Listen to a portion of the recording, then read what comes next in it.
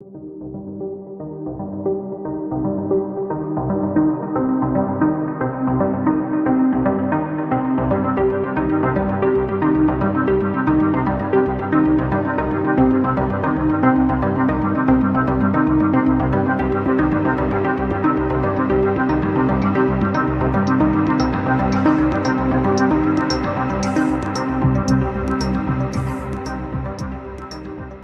world is becoming more unglued by the day. Local consequences are now showing up. We are seeing sky-high gas prices, higher food prices, shortages, and more. How should you respond? Go to redpills.tv/patriot. That's redpills.tv/patriot. And secure your long-term emergency food storage from My Patriot Supply. My Patriot Supply is by far the largest preparedness company in America. They're in stock and shipping quickly in unmarked boxes to your door.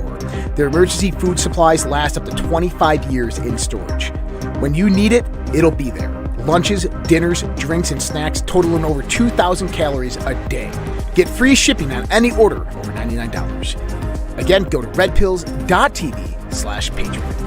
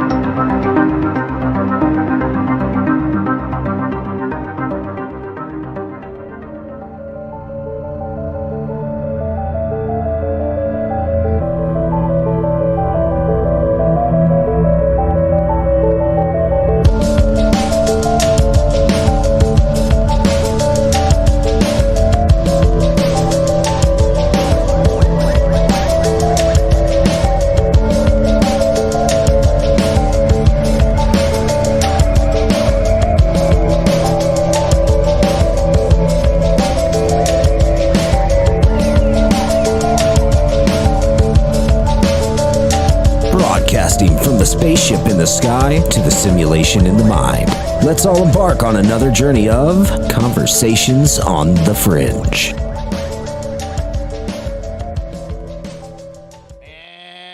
And here we are. Good morning, good evening, good afternoon, wherever you're in the world. My name is Josh.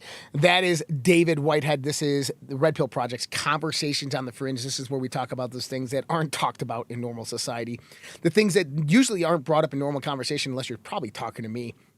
And the things that David and I have been studying and researching for well over 2 decades, this conversation tonight is going to be one of high interest for a lot of people out there. We're going to be talking about occultism, royal bloodlines, Queen Elizabeth, the royal family of Windsor, which is actually not the family of Windsor. It's Saxo Cobart Gotha.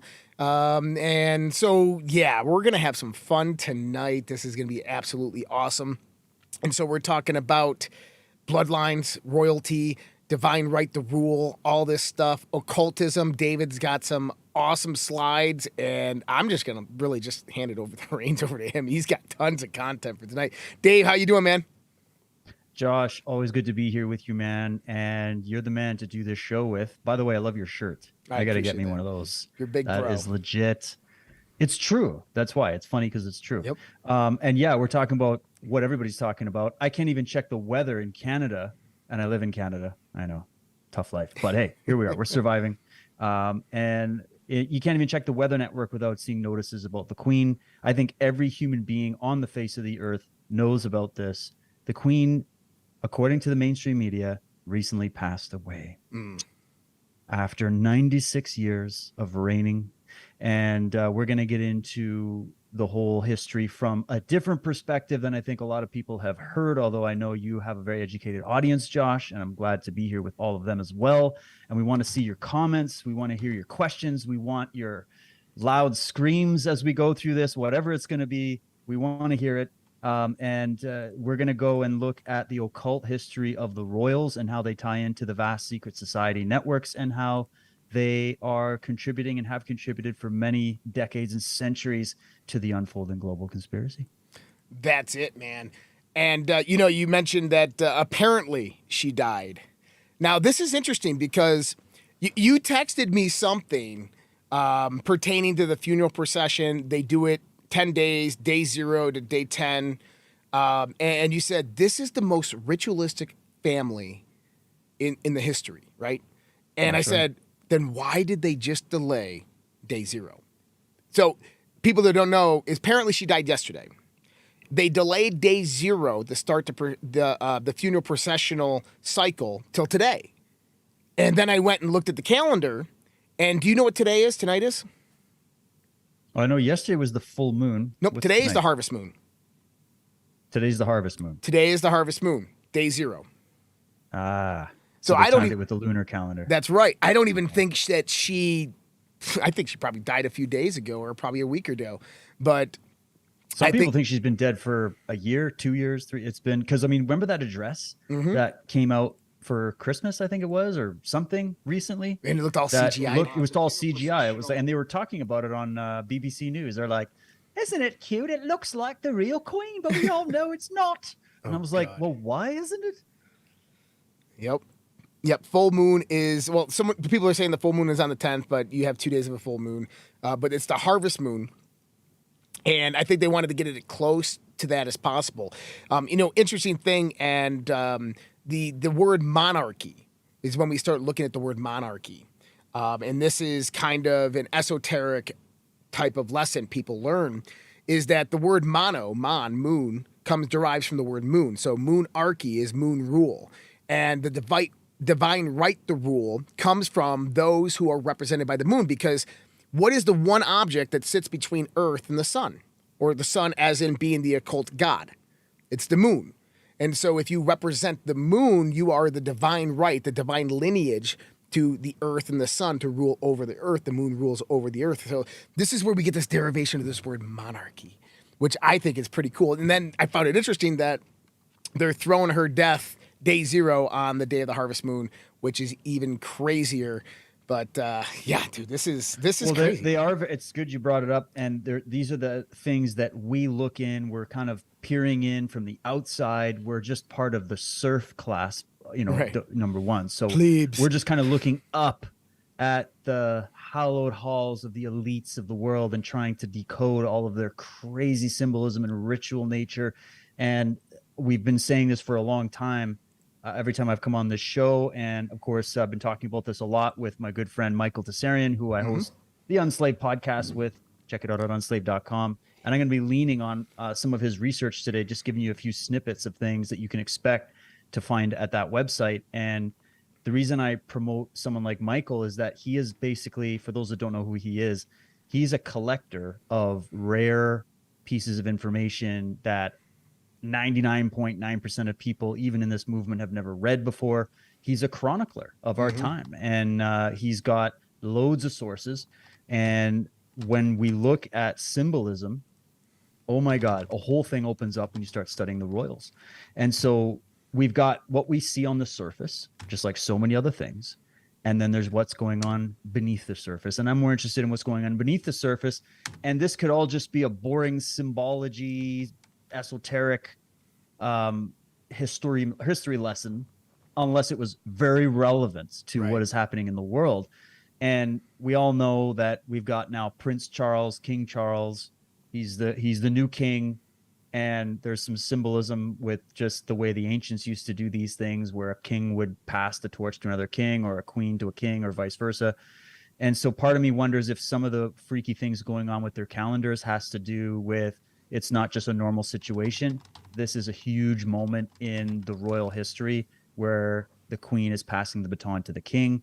And all of this stuff has an origin that didn't originate in what we're taught. We're not taught about the origin of these ideas. And so when we get into why are these people still around even? Like, number one, that was my question. Like, most people go, does the queen even have any power? Like, she's just like a decoration, right? No. Or, why do we even still have monarchy? It's the 21st century. You've got prime ministers now. We got people like Justin Trudeau now. We don't need the queen. And you find out, well, Trudeau is just one of the little glove puppets of the governor general, who is actually an emissary of the royal family of Britain.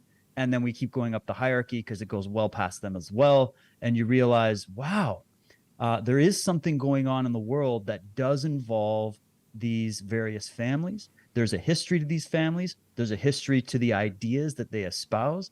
We've got, the reason this is also relevant is that we know that Prince/King Charles is good buddies with the WEF. He's out there promoting the climate stuff. He's out, even though he's flying around in his own private jets or whatever. And he's also really talking about a lot of the things we hear people like Klaus Schwab and all the world leaders talking about. He was a big advocate for the COVID policies. He basically falls in line with your typical globalist. A lot of people talk about the globalists. And so what I start to think is a lot of these people, if you're seeing them on camera and you know their names, they're not the real puppet masters. They're not the real people that are running this, but they are at different levels in the hierarchy. And really quickly, we just have to explain briefly how this works. I've done this before, but the idea of compartmentalization is really important when we get into this. And that's a military term. You know that very well, Josh. Mm-hmm. And it's basically just there's different compartments where within that compartment of knowledge, those people in that compartment only know what they need to know to get their task done.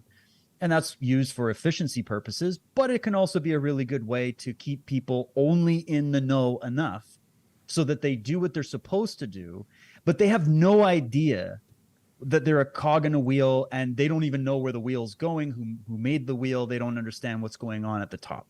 And but when we get into the royal family, I think a lot of people, especially in the conspiracy movement, they demote them. They just go, nah, they're nothing. It's all the Rothschilds. It's all these bankers. And it's like, yeah, they got a lot of clout for sure. But we'll get into it a bit. But right away, you have to understand that those bankers were actually hired. They were essentially employed to manage land and resource wealth by these different aristocratic and royal families. It's not just the Windsor family. This even goes above them. But there are many royal bloodlines in the world. You can talk about the 13 bloodlines and all that, but there are many bloodlines. And by bloodlines, we mean these are the people that actually preserve their genetic bloodline throughout history. And the way they view it is they are the ones who have the divine right of kings and queens to rule over the rest of us, who are a mishmash of genetics, a mishmash of bloodlines. We're the what do they call us? What does Hillary Clinton call us? The deplorables. Deplorables. Trudeau calls us the small fringe minority that unacceptable views. In the ancient times, they called us goyim and serfs and slaves and, the work, we're the help, And so they look at themselves as separate from the rest of humanity. And there's a lot of indications that that's the case. And my final thing for this opening is that what we're seeing, and I'm surprised to even see it from a lot of people on our side, a lot of people fighting for freedom, especially in Canada, where I live, which is essentially a vassal state of the British Crown, where there's still that we were all born and raised with the lovely queen. She was the maiden, the goddess, the benevolent one. First of all, this woman has had nothing but 100% positive press coverage for her entire career. And that, to me, is very interesting. How do you get that kind of press coverage where there's literally nothing negative about you by the mainstream press? And look at who's all coming out to do the fake crocodile cheers, the virtue signaling like they do with everything else about the Queen's death. Well, it's all the people that just lied to you, locked you in your homes, looted your economy, and are trying to sell you the next carrot on the stick. And so I got questions, and that's how all this research for me started. I know that's how it started for you, but we're going to look into these questions and see if there's any answers to them. I love it. I love it. I love it, man. This is going to be interesting. There's so many aspects to cover because you mentioned there the positive news coverage about the Queen, and you got to remember there's certain scandals that have happened at Buckingham Palace. I mean, they found a body of a 15-year-old missing girl, on the yard right there in Buckingham Palace, and nothing ever came. There was no news coverage. Nobody was pointing the finger at the Queen. She had a young black gentleman that was in her room, found in her room, and they just said, it must have been someone who just wandered off the streets and just somehow got into her room, and they had the authorities come and they took him out, and he's like, I don't know how I got here. And, the question there is if you or I walked in the Buckingham Palace, do you think we could make it up to the Queen's bedroom? Like, I don't think James Bond could get into Buckingham Palace, exactly. All right? And that's the key, is that he was most likely ordered up like a menu. And that's how these people treat us.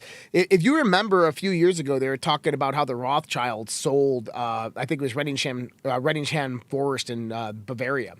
And it was this 400-acre forest that they sold, and they sold it for, 90% less than what it was actually worth. But apparently this was the hunting grounds for the Rothschilds. And the hunting grounds, what I mean by that, this is where they would take human beings, people, and say, if you can get away, you can get away. But if we catch you, you're dead. And they would go out and actually hunt human beings on these lands. And it makes you think about that 15-year-old girl that was found a mile outside on the grounds of Buckingham Palace. Yeah, good points. I'm glad you brought that up. I was even thinking about that story, and I was thinking, well, there's two scenarios. The story about the young boy that somehow wandered into Buckingham Palace without the guards stopping him and made it all the way up to the Queen's bedroom. And you think, okay, either, yep, they're ordered up like a menu, maybe Pizzagate is real or something like that. Or the whole story is just planted by the media to make it look, just to keep the public view of these figures intact. It's optics. Optics are extremely important when it comes to these people. There's a reason we've been worshiping these people, and most people you're going to talk to are like, how the hell could you possibly say anything negative about the royal family? And then you'll meet other people that are a little bit more red, and they'll go, oh, well, obviously there's something here. You'll even confront the sort of radical lefties that are all cheering on the death of Queen Elizabeth, but for all the wrong reasons. They're coming at it from their particular worldview, where literally anybody that is any status or achievement above them is just dog shit, obviously. So there's extreme camps everywhere. There's even a lot of fractured elements within the alternative research community over this, but that is to be expected. I mean, we're essentially detectives trying to solve a crime or multiple crimes that have been committed where the perpetrators of these crimes have not been brought to justice.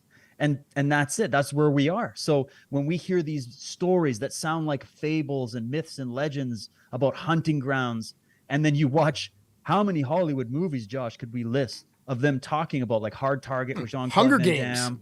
What was that? Hunger Games. Well, I mean, yeah, that's the biggest one, right? Hunger Games. How many films have been made about these elite hunting grounds? Even there was a great film that I actually posted on my Telegram channel a couple months ago called The Conspiracy. It was made in Toronto, Canada. It's a really well done film. You should check it out. And it's kind of like a Blair Witch Project version of a guy being a journalist going down the rabbit hole and learning, oh my God, all the conspiracies are true. And they end up going to this elite party, kind of like a Stanley Kubrick kind of, end of the night party. And not that he held the party, but I'm thinking Eyes Wide Shut. He produced the film. And they go to this party, and it turns out they're doing a Mithraic ritual. And they are Mithraics, and they call themselves, what do they call them? Tarsus is the name of the club.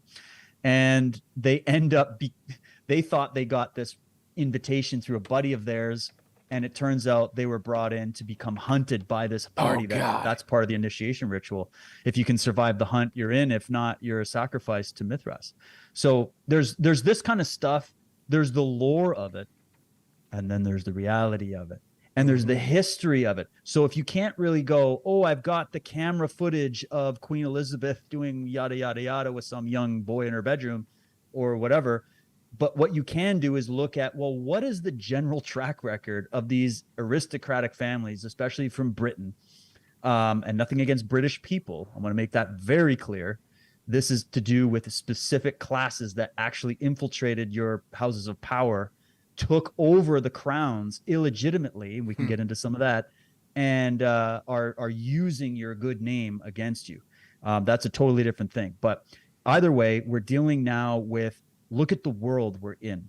And one of the biggest pieces of evidence that I have to remain suspicious of these elites and these politicians and these royals and these secret societies is look at the state of the world, look at the state of human freedom, look at the state of our economy, which was just looted blind yet again, because we can go through a whole history lesson on how it continually happens. And then look at the track record of these elites. Now, final thing on that is that doesn't mean all kings, queens, monarchs, and royalty in history were all just universally evil. That is another nonsensical claim that a lot of people make. It's an easy conclusion to jump to by sort of the common people. But there is something called a benign despot or a good ruler. There are many good rulers that actually were trying to fight against these cabals from infiltrating their own ranks. I pointed out before some quotes from people like the Duke of Brunswick in the 1700s, who came out in the 1700s warning all of the Freemasonic lodges that they had been infiltrated by a dark sun cult. That's his quote. And he said they were well-versed in black magic, hypnotism, and electromagnetism. And I thought, really, that's interesting. And he goes, we need to disband all of worldwide Freemasonry to quarantine the situation. That's how bad the infiltration is. And so you think, all right, if that was kind of whistleblown in the 1700s, and there are many other letters, some of them are yet to be translated, but they're there. Other people I've spoken to who speak Swedish and whatnot have looked at it.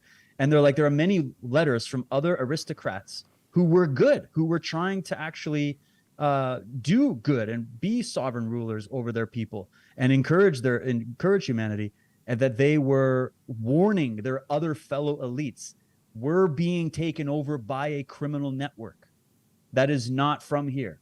That's not part of our blood. They're their own clique. They were warning each other about this. And so that was the stuff. I'm just giving you the history lesson. Think 1700s in Europe, this is what's going on. And then 1776, we have the Bavarian Illuminati started by Adam Weishaupt. And we also have the founding of America, which most of the founding fathers, love them or hate them, were Masonic and connected in many ways to a lot of these people. Now, that doesn't demonize all the founding fathers. It just shows you that there was a battle happening at that junction in American history that dovetails into a previous history of these aristocrats and these royals. And so it's not all just one shade of gray. When we get into this kind of research, we're going to get very specific and try to figure out what's really going on at the top of all of this. Oh, man. I mean, there's so much to break down on what you just said there, because you just went over one thing that I've always talked about, at least in the sense of occultism, and you have to do this anytime that you're going to talk about modern day occultism or esotericism, is talk about how in the 18th and the 19th century, there was a movement out there by what we would call dark magicians to hijack all the relevant secret societies in the world. And this was basically to begin the infiltration within academia, within politics, within world and governance and leadership. And they started, and you're just talking about in the 1700s, George Washington said the same thing here in the United States of America. He was against having Freemasonry lodges here in the United States of America. And now they portray him as a Freemason, even when he was very, very adamant against it because of the infiltration in 1791 by the Bavarian Illuminati, which they said was nothing but a big conspiracy. It never happened. Adam Weishaupt, oh, no, it was all just, it never left Bavaria, all this stuff. And we have to understand is what they do is they go in there then and they pervert and they invert. They take That's symbology, they take mythology, lore, they take all the mysteries, they pervert and they invert. Nazi Germany, Nazi occultism is one of the prime examples of this. The symbol of swastika, right? This is a massive inversion of a symbology that is ancient to humanity, that predates probably the majority of the symbols on this planet, at least the Christian symbols and Hebrew symbols. And you've had this inversion of this symbology, and that is incredibly critical to understand, because symbology itself has a life force to it. And I don't know if people understand this, but there is this kind of connectiveness that we have with things that are symbolic in nature. Our thoughts are symbolic in nature. Our language is symbolic in nature. Our interactions and relationships are developed. Everything in this universe develops through an exchange of energy, and symbols have this aspect to them to where they hold and contain information, and that information is energy. And it can be inverted. It can be turned dark. And that's what the swastika obviously has done. And various other symbols have been hijacked by these guys. And what they do is they use it against you. This is why our modern day society is littered with these esoteric and occult symbols all around us, because they're throwing it in our face and they're taunting us, because this gives them the right to rule over us due to our ignorance and our nescience. I'm so glad you brought up symbolism, because and the way you described that, actually, I'll rewind before we get to symbolism. You were saying something really interesting, which is that these secret societies, there was a campaign to infiltrate using spycraft and espionage, which is an ancient practice. You should watch Chapter 8, Cult of the Medics. I cover this. It goes all the way back to the ancient Egyptians, the Greeks, the Romans. There's a knowledge of how to infiltrate and use asymmetric warfare strategy to overtake your enemy over a slow period of time, especially if you are the weaker opponent. If you're the weaker guy on the chessboard, you can't just go and face these massive armies, so you go and you infiltrate. Well, if they want to take the seats of power, they can choose to become a Napoleon, become a whatever, and make a massive army and just throw everything you got and just conquer the world, Genghis Khan, Alexander the Great styles or whatever, or British Empire styles. And the British Empire learned, and by British Empire, again, I'm talking about this core elite group that used Britain for, I think, not because they're British in the way the average Joe at the pub is British or somebody's British, or the culture of Britain.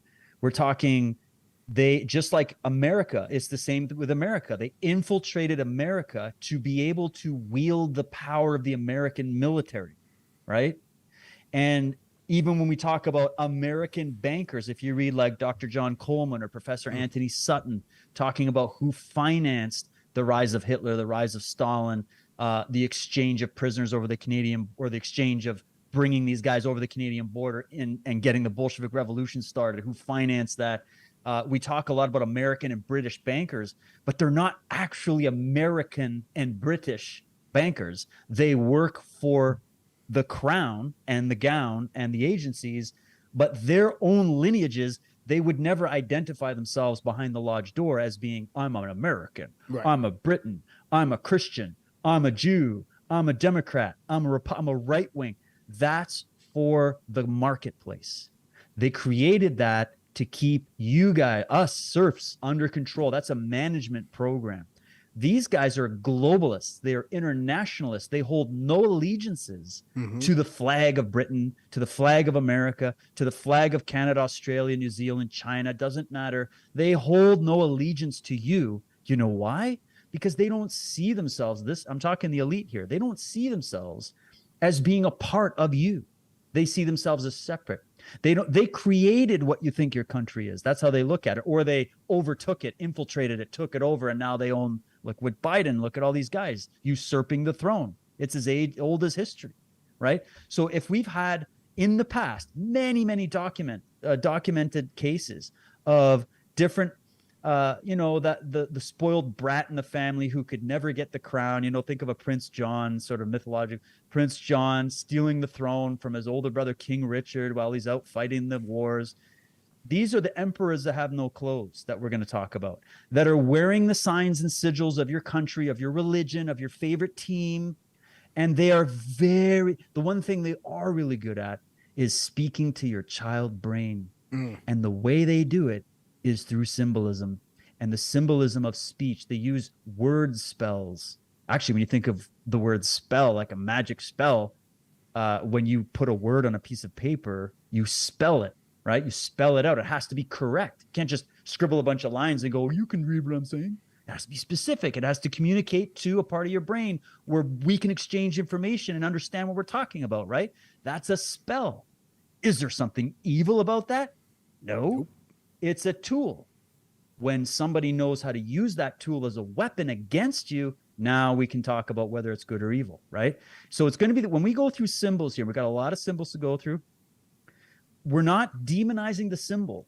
We're not demonizing the institution itself. We're looking at the track record of the people that are employing those symbols and that have become the wielders of those scepters of power and have sat on those Game of Thrones. And all we got to do again is just keep coming back to this point as I'm going through this. And as some people that might listen to this go, I grew up loving the queen. She was the most benevolent, my fairy godmother character in my life. Well, okay, but there's what you see on the surface and there's the reality of it. And remember, they know how to pull actually an archetypal part of you and put it and copy and paste it onto a Queen Elizabeth or onto a Trudeau or anybody else, or, you know, Lady Gaga. And then you now identify with that because it's actually a part of you that they have encapsulated and then superimposed on top of a character that they put on a television screen that you've never met in your life. You've never conversed with this person. You've never seen them when the cameras were off.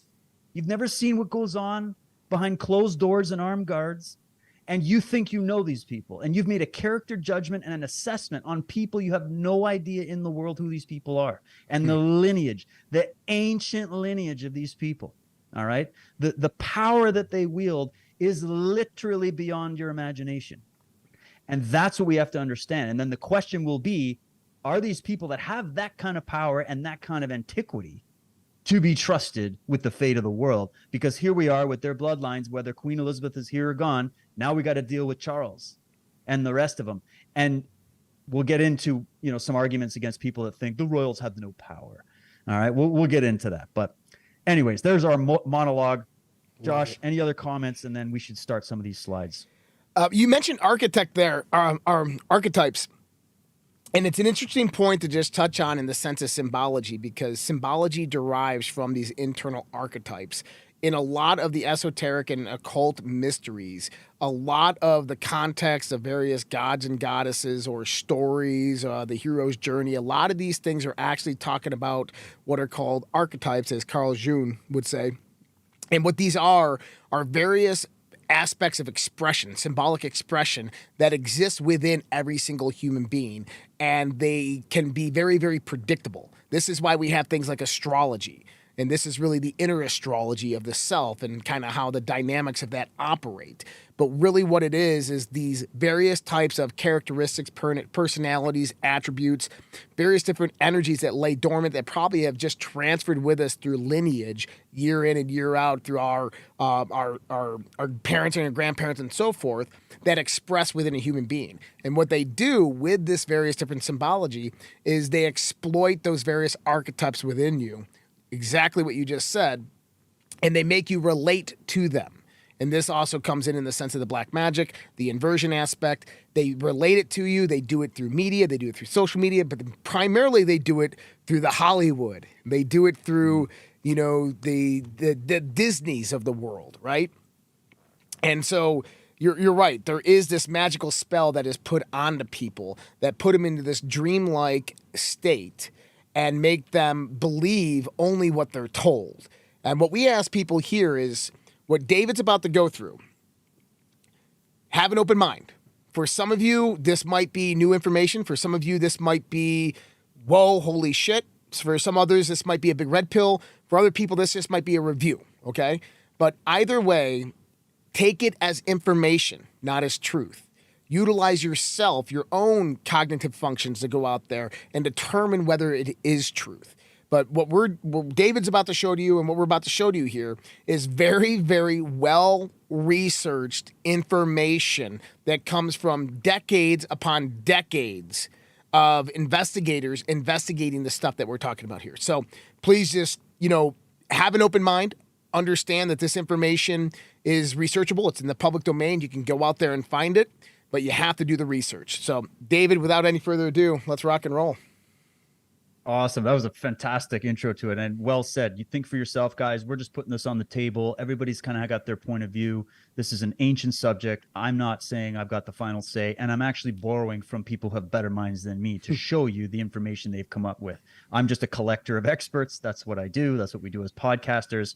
We are the new media. So join us as we cover this from the angle that your mainstream media will never, ever, ever, ever tell you. Exactly. Okay. And the final thing I'll say before we pop the slides up, I remember the thought that I was trying to finish earlier that you had brought up that triggered something, which was you had mentioned how the secret societies got infiltrated over time.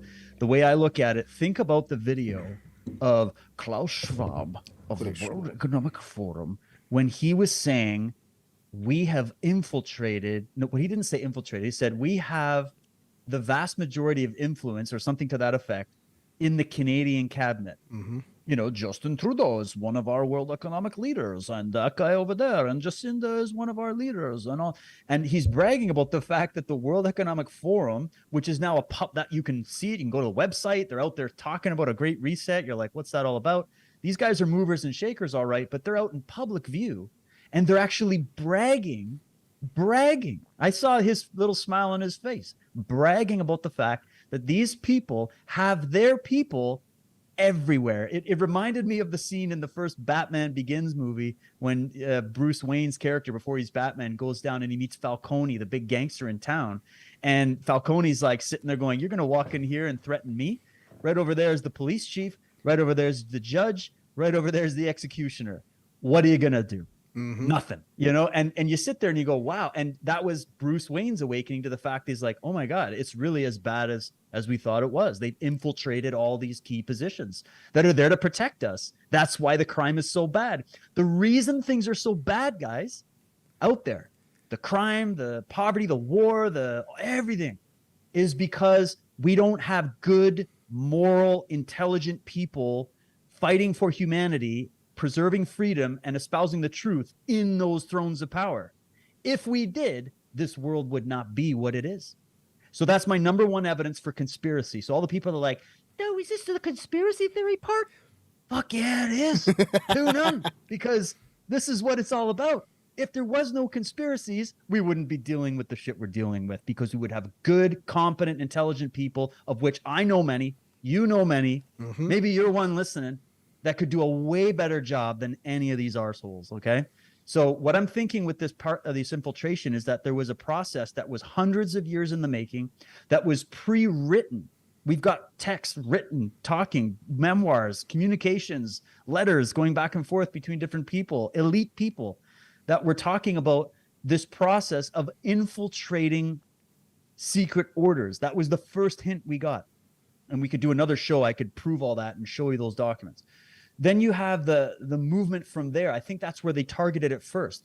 They plundered the ancient, magical, spiritual, the true religious system of humanity that was there to empower and uplift and inspire humanity to its greatest heights.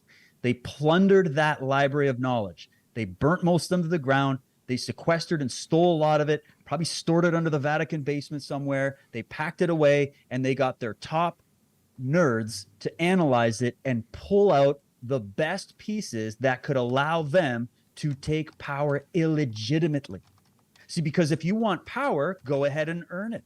You have to earn the trust of the people. You have to be a good moral person. That's where people will allow you to have that power, and then you're going to do good with that power. But if you're going to usurp the throne, if you're going to steal information, if you're going to assassinate your opponents, like the Clinton body count, need I say more? On and on we could go. Then that is the activity of criminals, cowards, and tyrants. And so if people that we're all gaga-eyed over have that track record, all I can ask is maybe it's time we look at where we're placing our trust. We've placed our trust in the wrong places. And then when you have the media blaring 24/7, you should trust this guy. Don't trust that guy. That guy's been fact-checked. He's a conspiracy theorist. He's a quack. He's this, he's that. Don't trust. Trust this person who's just a puppet on a string repeating the same script as the other guy in another country doing the same job. And we trust them because we want to trust somebody. And this is where we're going to get into the weeds with this. So I think they went secret societies, political houses, obviously the economy. They infiltrated the banking houses. They took that over. They looted it back with the Great Depression. That was one of the big key moments in sort of a modern era where they totally hijacked and seized the West. And then from there, it turns into a big shit show. They had a bunch of their experiments like the Soviet Union, Nazi Germany, Cambodia, whatever. And then now here we are, and they went, all right, we've rehearsed this many times about the world order that we want to create, of which all these players have been a part of at one piece or another, whether they know it all or not. We'll get to that. But we're going to create a new world order, as they call it. That's their term, not mine. And look at the quality of this world order that we're getting. It's not kumbaya.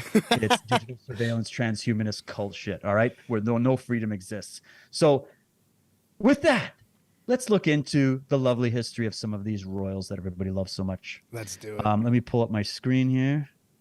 Number 1, and we're off to the races. Let me know if you can see that, Josh. We can. Can you go full screen? Full screen? Or is that on my side, maybe?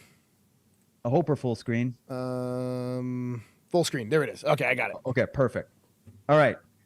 This first slide, first of all, I mean, this is a painting that was done of Queen Elizabeth, all right? What is the symbol on her black cape? First of all, the black cape. We get into the cult of Saturn and everything else. How much of this Queen Elizabeth herself even knew, I don't know. But either way, right off the bat, what's the symbol on her left arm? Tell us in the chat. We'll give you 1 second. All right, watch the chat. What's that symbol right there?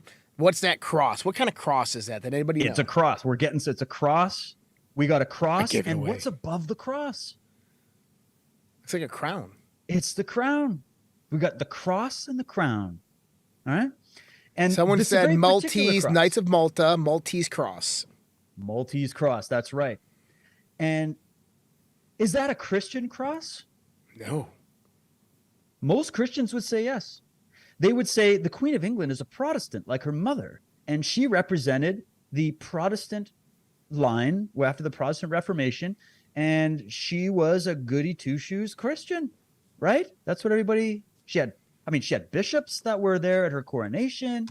It seems very Christian. It seems very Western. It seems very lovey-dovey, right? But the thing, if you look at this cross, and we'll get into it more, notice that it's actually 4 different sections fused together. Mm-hmm. And I'm going to leave it at that, okay? We'll get back to it.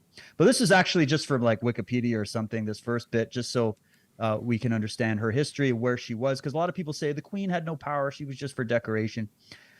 Queen Elizabeth II was the head of state of 16 governments and the leader of the Commonwealth of 53 nations. Her role in Britain is like the president in countries without a sovereign. She delegates the government of the country to her parliament, but is commander-in-chief of the armed forces of the crown. Kind of like the president of the United States, who's also the commander-in-chief of the United States Armed Forces, right? She is also supreme governor of the Church of England. That signifies titular leadership over the Church of England, though it is considered to be she is considered to be Presbyterian like her mother. So the Church of England, right? Catholic Church. And so she presides over that. And before we continue on that, that's just sort of like, that's the fluff version you're going to get from people about what kind of power she had. What I will say, as living in a Canadian country, I have legal books here. I have books of law that were from like the early 1900s. The opening page is an oath and a declaration of loyalty and fealty to the Queen of England as the sovereign. Every single police officer in this country has to swear allegiance to the Queen of England. They don't swear allegiance to Justin Trudeau, by the way. Nobody swears allegiance to Justin Trudeau, especially now. But just ritualistically, even if they love them, they don't swear an oath to the Prime Minister of Canada. They swear an oath to the Queen of England and the Crown. And there's actually a difference between the Queen of England and the Crown. And we can get to that in a bit. What's another thing I was going to say? So like, yeah, you go to Girl Guides or Boy Scouts or whatever you call it, wherever you are, and they're making you swear these little oaths to the Queen. You join the military, you join any kind of government service, it's all to the Queen of England. You look at the variety of our legal ceremonies. Did you know that in certain courts, in the federal court of Canada, you have to actually refer to the judge, not as your honor, like in the States, because the judge in the States is supposedly supposed to be operating in just as a form of honor, representing law. You swear, you recognize this judge as your worship, religious language of the royals, all throughout the system. And so I think that these royal families sit at a certain level of the hierarchy. They're definitely not the top. It's kind of like, think of the Vatican. You have the white Pope, the guy out front, right? You got your Pope Francis, and then you've got your black Pope, who's kind of like, the shadow behind the throne, the worm tongue, right? It's very similar, I'm sure. But even that said, they're still well above what a lot of people think. And they have a lot more control and power because the reason is that the British Empire conquered the world. And the British Empire was a continuation of the Roman Empire, which was a continuation of other ancient empires. We can get into all that, but they're managing the wealth of this empire. And the wealth that they have is land, resources, and mineral wealth. And they also have, gold and assets and all that kind of stuff. But they actually brought a lot of these bankers in the modern time on board because they didn't really know how to manage it in the modern markets. And this is where we get your Federal Reserve, Bank of International Settlements, these kind of centralized banking institutions that managed the flow of wealth to the commoner on behalf of a lot of these aristocratic elite families and banking dynasties. So they're all kind of interrelated. Everybody sort of has pieces in this big Rubik's Cube of how this whole thing works. But never let anybody tell you that the royals are just there for decoration. They don't matter. They don't have any power. They definitely have power over you. They definitely have power over your mind, in the fact that the vast majority of people right now are worshiping these royals. And then I think they also have a lot more political clout and influence than we realize. Okay, so that's number one. Next, got a little reading for you. We're going to get through this together. This is from an article that you all have to read. If you go to michaeltessarian.com and you look articles up, you want to look for an article called The Black Nobility. Because when you get into studying the Black Nobility, and we could do a whole thing just on that, and we have done that on Unslaved, this opens up the door of history as to where these people even came from and who their progenitors were. Okay, so really quick.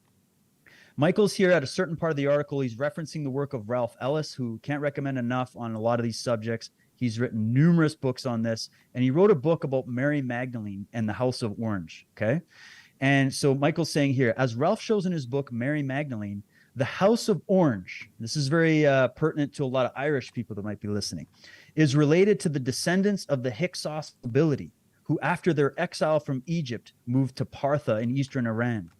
From this region, they relocated to Syria in 4 AD, after which they are to be found in the province of France. In the 17th century, after their conversion to Protestantism, they married in with the Dutch branches of the dynasty and crossed to Britain, where they became the ruling monarchs, the Windsors. So just a really quick synopsis of how we got to Windsor, and I got more on this too. Continuing, he says that this family is really an ancient network descended from notorious pharaohs of old.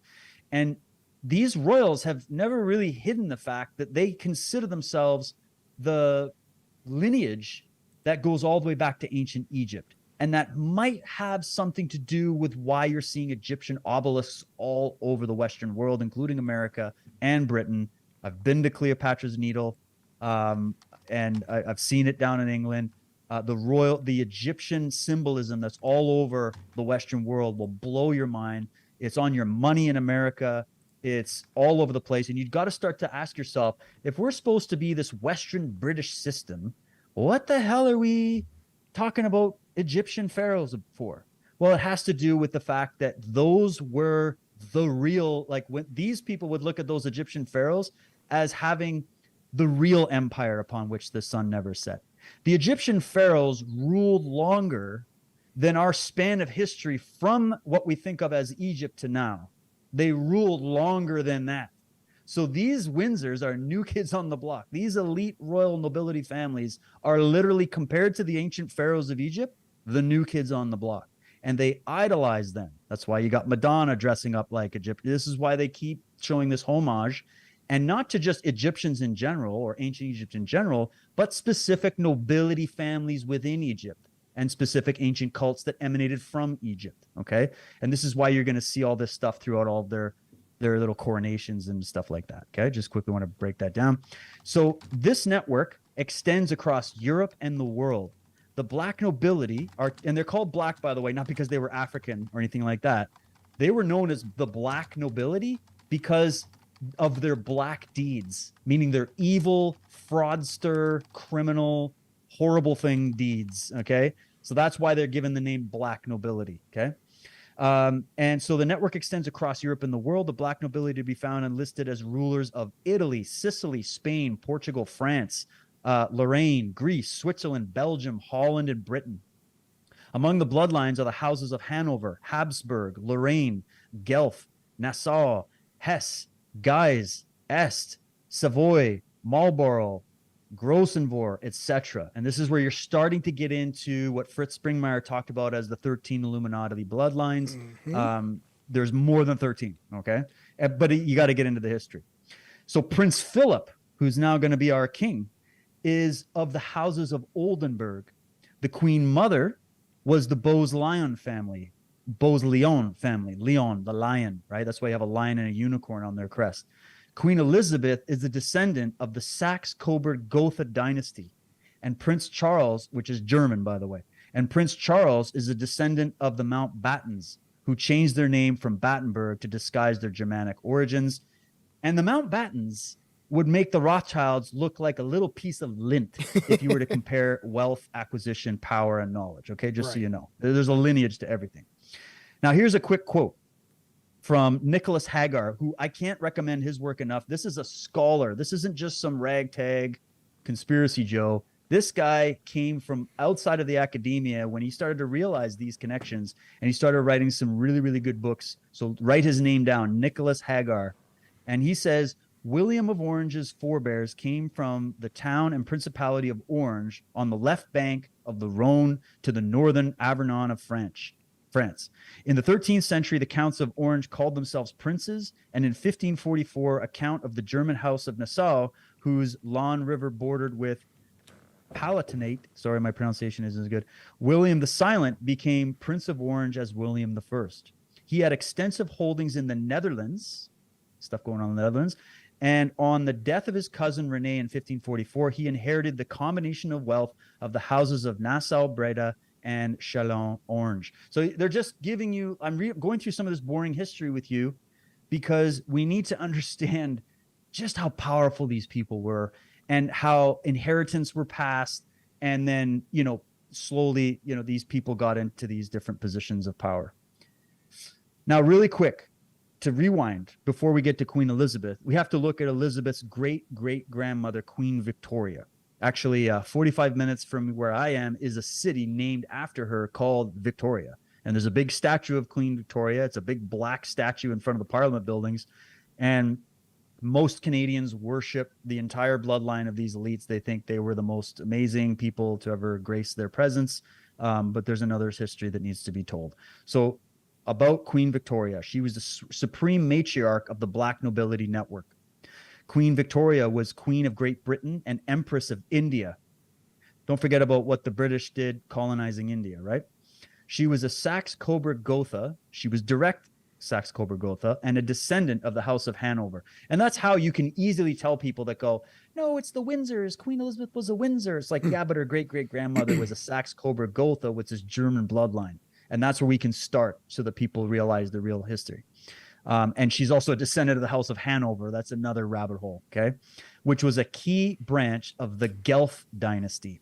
And if you go right now on Wikipedia, just Wikipedia or anywhere, and just look up Black Guelphs, the Black Guelphs, and it's Guelph, and get into the Guelphs. There's a whole history you can get into there. So known as the reclusive bat-crazy halfwit, her favorite statesmen, such as Benjamin Disraeli, who did blow the whistle about a global conspiracy, by the way, led the British government and empire in her name. Almost every monarch in Europe, great or otherwise, is related to Victoria, including Queen Elizabeth II. Victoria's advisor was the shrewd Baroness Louise Laizan, the power behind the throne, so to speak. So because even these figures, as powerful as they are, they have their sort of like Jafar characters, the sorcerers that really do the advising, and they manage the wealth.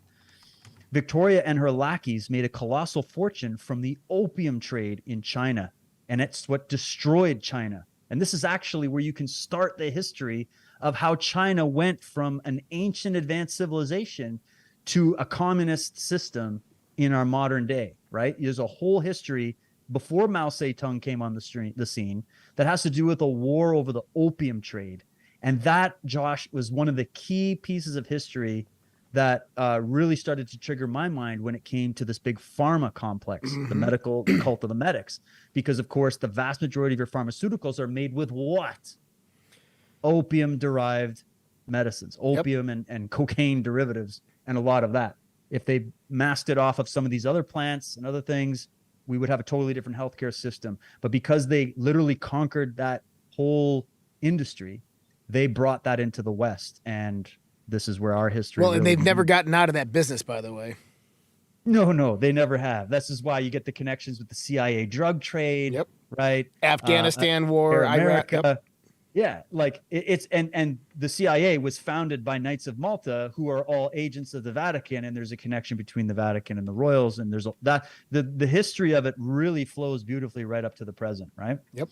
But just continuing on real quick, Victoria and her lackeys made a colossal fortune from the opium trade. This is one of the main ways that they continue to enhance their wealth that they still have today.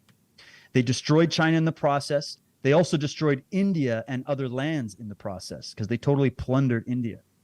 These drug lords now control the Americas, the United States being nothing more than an estate of the black nobility's world empire. And that was also quoted from Tessarian's article on the black nobility. You can read more. This is just from Wikipedia again, just to give you a little sketch, because there's something interesting in here I'd love your thoughts on, Josh.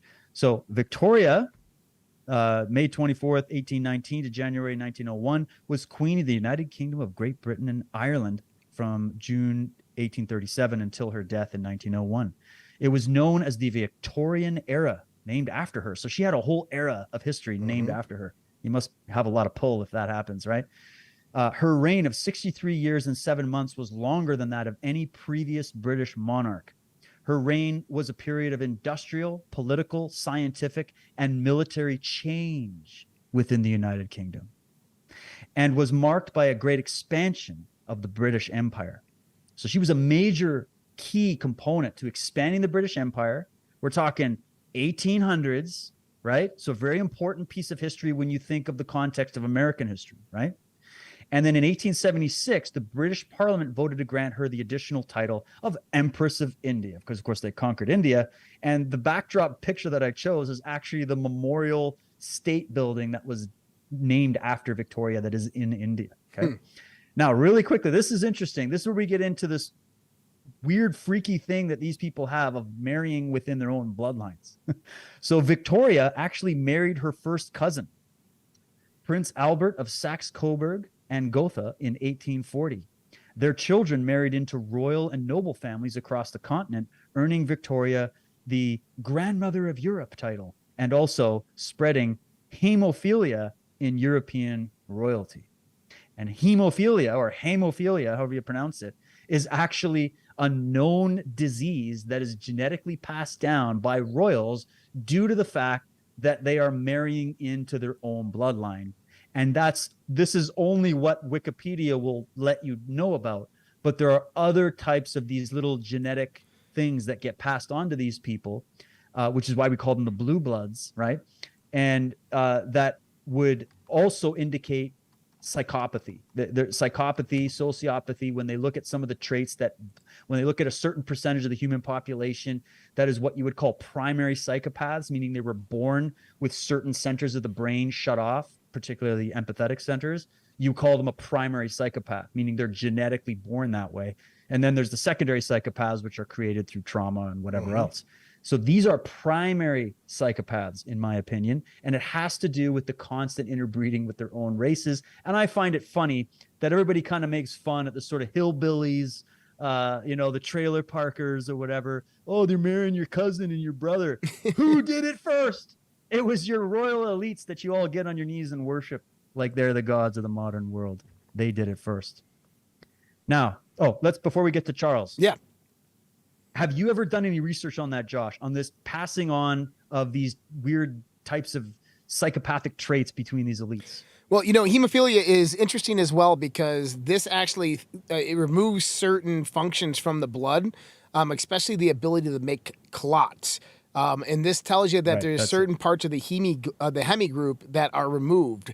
Now, this is interesting as well because we have the various oxygen content that is brought into the blood. This is done through the hemoglobin groups. And so there's like an oxygen deprivation. It's probably where that the psychopathy actually comes from, is the deviation from the higher mind because of the reduction in the oxygen content carried through the blood that actually produces that or causes that. And if you were these elites, let me ask you this, David. If you were these elites, wouldn't you look for a solution for that type of illness? And what, let's just think 19th century, 17th century, 18th century. What do you think would be a solution you would derive if you knew you had a problem with your blood? The blood of children? I don't know. You're right. Yeah, think about it. Because they're not going to go and say, well, let's stop marrying each other. Let's start marrying commoners. They're not going to do that. That's right. Right? You would look to use, if your blood is got something deficient in it, you're going to use someone else's blood to produce that. And one thing about children's blood is it's incredibly rich and strong in stem cells and regenerative factors. And they're talking about that on the mainstream news right now, guys. So yeah, absolutely they are. Silicon Valley has multiple startups on this. Yeah. Sandra Bullock is on Ellen DeGeneres advertising like basically, what was it? Like little Korean baby's foreskin, and they make it into cream for women so that they can get rid of wrinkles. Like this is being spoken about as a joke on mainstream television. I saw articles coming out of the BBC and the mainstream media last year talking about these different types of solutions to slow the aging process by taking the donated blood from children under the age of 13 and infusing it with these elderly people to slow the aging process. They're talking about that. We don't even have to get into the dark corners of the adrenochrome industry in order to talk about this. You know what I mean? It's incredible. Right. And here's the thing is, where would they have learned that from? You want to know where they would have learned that from? Is this actually, this disease itself, hemophilia, is prevalent within one various type of genetic lineage known as Ashkenazi Jews. Well, I mean, and the royals as well. I mean, and well, that's what I'm saying. Yeah, the royals Jews as well. But it's something that happened. Well, there's also a lot of cultures. This started to become known because a lot of cultures practice this in the ancient world. Yep. And so it became known that, this is why everybody's dying at the age of 30 or 40 from these diseases, or this is why we're, they started to learn this. But what's interesting is these royals, I don't think ever stopped practicing it. I mean, have you ever seen a picture of is it Prince Philip? That guy, he passed away, I think, recently. He was the guy that said he wanted to come back as a virus to wipe out the majority of humanity. Yeah, that was Prince. That's the husband of Queen Elizabeth II. Mountbatten. Yeah. Yeah, the guy looks like literally a walking version. He looks like incest. Yeah, right? Yeah, exactly. They all look like it. Yeah, and the majority of them do look like incest. And there's various other aspects to this incestual reign that come about. And this, and it's interesting because we watched a movie last night, the House of Garcenia, and the female lineage that has basically dominated every royal family for the last 500 years, including 7 out of the 11 current rulers on the world, well, minus 1. And that's the House of Garcenia. And it's interesting that they introduce these various female bloodlines into these other royal families that are interbreeding with their first cousins. They extend it out. And so it's just, there's so much to pack in here, man. But I know. We don't want to. We can go on so many deviations, but we got slides to do. So let's focus on this. But let's do the slides. Let's go through this. And then we can bring in discussions and questions and all this. Guys, there's 100 podcasts just out of snippets of this stuff that we could get into. And the reason we don't need to even do those podcasts is because we want you guys to go and pick up the trail and go keep you doing your own research. I want to say something real quick though. I did this whole rabbit hole with the royals and these secret societies back in like early 2000s. And on the internet at that time, I mean, it was Wild West. There was amazing people making really, really good videos, really, really good documentaries. And I couldn't find any of them. Most of them are just gone. They're gone. You just can't even find this Completely information wiped. anymore. They're So not. this is where you got to start getting the microfilm and going to Yep. the old bookstores and talking to the people that were there, because it's getting disappeared. And real quick on that point, I went through Rumble, Odyssey, Vimeo, YouTube, and they're all gone. Bill Cooper, Jordan Maxwell, Michael Tessarian, all just gone. You can't find really anything out there anymore on any of this stuff. Yeah. And this is one of the reasons why Michael wanted to create Unslaved. And yes, it's a paid website, but it's because we're paying for that site to be custom built and to house thousands and thousands of video files that he has kept, that we're producing, and he wanted it all in one place that we had full control over it. So we did preserve as much as we could over there.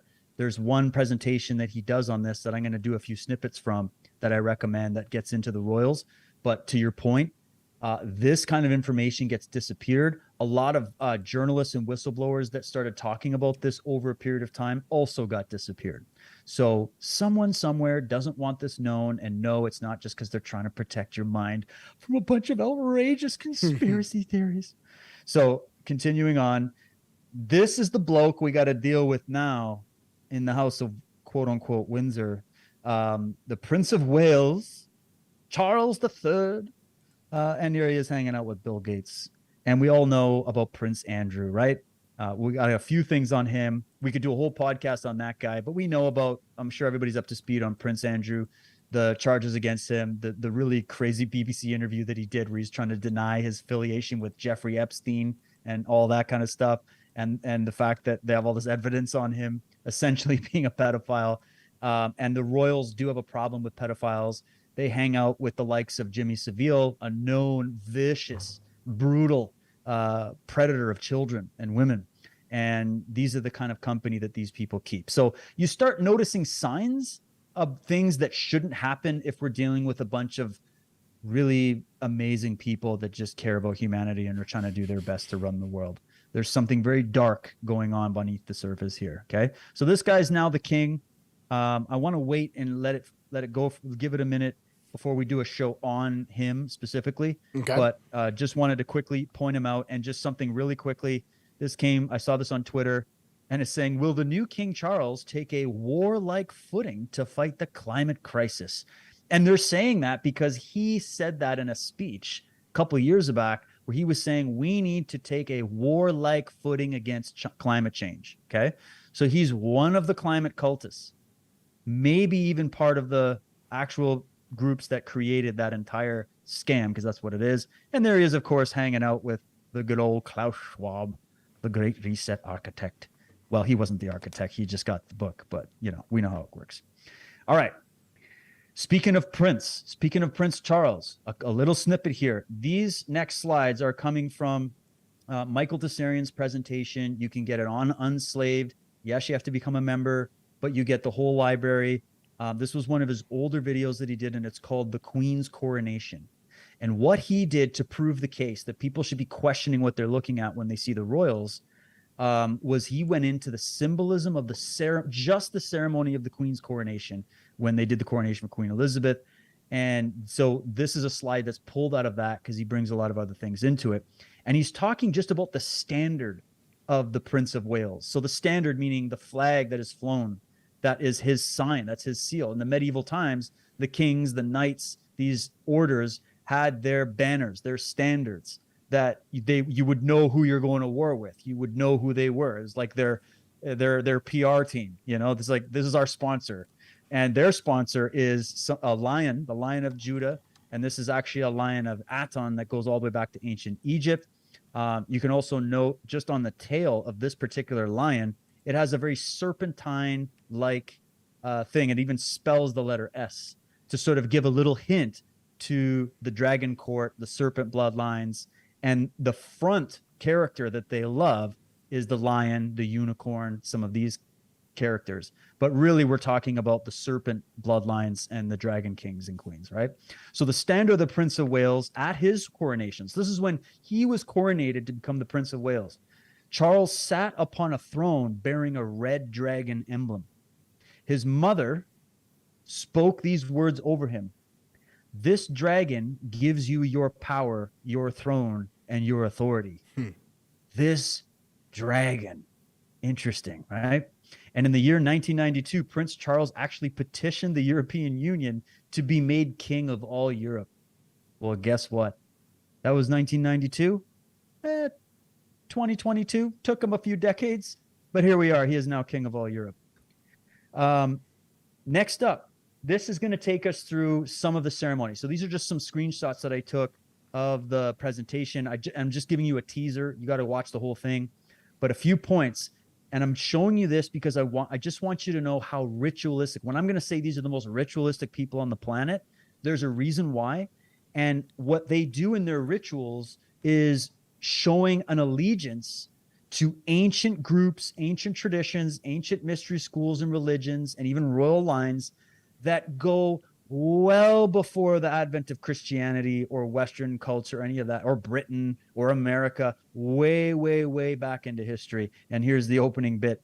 So during the televised coronation of Queen Elizabeth, the narrator described the anointing ceremony as, quote, a moment so old history can scarcely go deep enough to contain it. So he was just sitting there, just you can hear it in the narration. They're just so excited. This is like a historic moment where what's happening in this ceremony is so ancient it can't even essentially be described in words, right? This curious description tells us that the rite preceded the time of Christ. And we may ask, what dynasty or empire known to anoint its kings and queens was so old that history itself cannot fathom it? Is the narrator referencing and suggesting pre-Diluvian empires? So this is just, how far does this go back? Does this stuff go back even further than Egypt or Sumeria? Are we talking Atlantean times? Are we talking pre-Diluvian or antediluvian times? So this is where they're saying the queen anointed, blessed, and consecrated. But anointed by whom, under what, and who is she really serving? Where are her allegiances really, right? They're to these ancient lines. They're not to the British people. That's all for the masses. This is actually known. Her crown, which she didn't use after Trump's visit. Remember that? Mm-hmm. She had to actually open Parliament with her travel gear. She didn't even bring the crown with her. And have you ever seen the crazy ritual where every time the queen goes in and she's going to do a ceremony, she's not even going to wear the crown. The crown just sits there. Yep. And there's the crown bearers that do this whole song and dance just to get the crown out of the carriage, through the building. Takes like an hour. And there's all these things they do. And then they finally place this thing down. It's ancient ritual to show the reverence they have for this object. What is this object? It's called the cap of maintenance, which is interesting. That this crown, the powerful crown of Britain, the most powerful empire the sun never set, that the queen has taken hold of, is called the cap of maintenance. Like, what are you, the cleaning lady?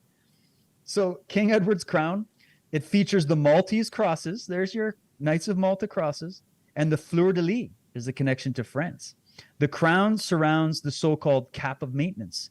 The word maintain means to perpetuate or keep in order until some other event occurs, or until the arrival of a sovereign of greater rank.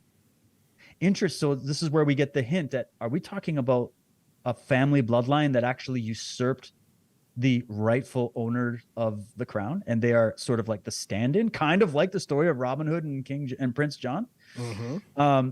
And then we get into dissection about the word maintain or entertain. And it also connotes the same idea, to entertain in the interim period. Like in the UFC, when the main champion is injured and it's going to take too long before the number 1 and number 2 guy got to duke it out to see if they can fight for the title, they get an interim title. And so they get a title and they're called the interim champion.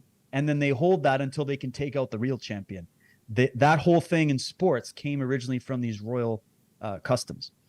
So And so the question Michael's asking here is, but in whose name or place does the queen and her court preside and maintain the state as stewards or caretakers?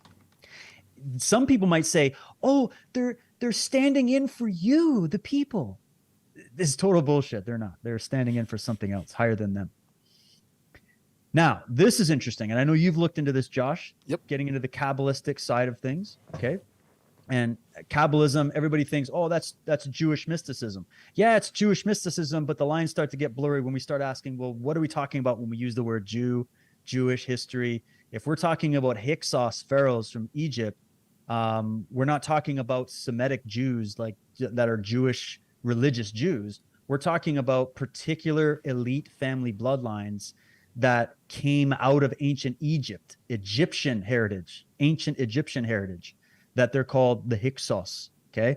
That knowledge of what we call Kabbalah or any of the divination mystery school arts, all of it, you can go back to Egypt, and then we can make the case for it going back into the Atlantean period as well. But if you don't want to go there, start with Egypt. So Kabbalistic imagery is also used during the coronation ceremony. And look how they do it.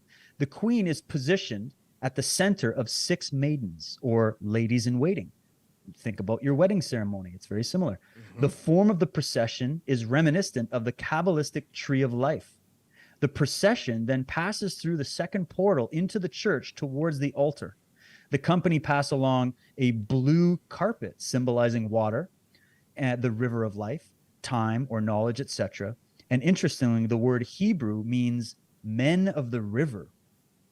And it is also, as I'm looking at that, the blue, right? In Masonry, you have the red and blue degrees.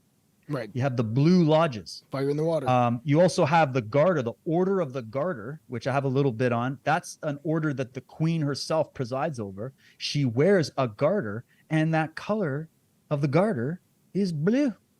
So just interesting. So we see the formation of the different Sephiroths or whatever of the Kabbalic tree, and then you look at the positioning of the way they just walk the queen towards this ceremony, the coronation. It's virtually identical, and they don't do that just out of coincidence or out of some kind of decorative element. Now, David, So, Josh, I just want to touch on this real quick too, to add something in there for everybody listening. So, in occult science or esoteric mysteries, you have 4 various different elements. You have earth, water, air, and fire. Okay? Now, as we get into these, what these really mean traditionally and why the queen would represent the Knight of Garter, all these things in the sense of the representation of water, is these are all states of consciousness, of which these states all rise above one another. Earth being the lowest, the lower man, water being the heightened intelligent man that has rule and dominance over the earth, air being when Jesus flies through the air in the Bible, this is the no thought zone. This is kind of like that bodhisattva zone where you're moving towards that state of enlightenment, where fire is the washing away of all of that, all the problems in life, and moving towards enlightenment. You also have the ether, which is that godhood perspective of bodhisattva or the Buddhahood, the Christ consciousness, whatever you want to call it. But I just wanted to point out that they're representing the queen as basically over the domain of water. And I think that's really important to understand, because when we were beginning this, they look at us as serfs and plebes and slaves because we rule over the earth. They rule over the water. And this is where the derivation of admiralty law comes from, which brings about the whole foundation of common law. Go ahead. Well done. Well said. I was just going to say, yeah, you got your maritime admiralty law.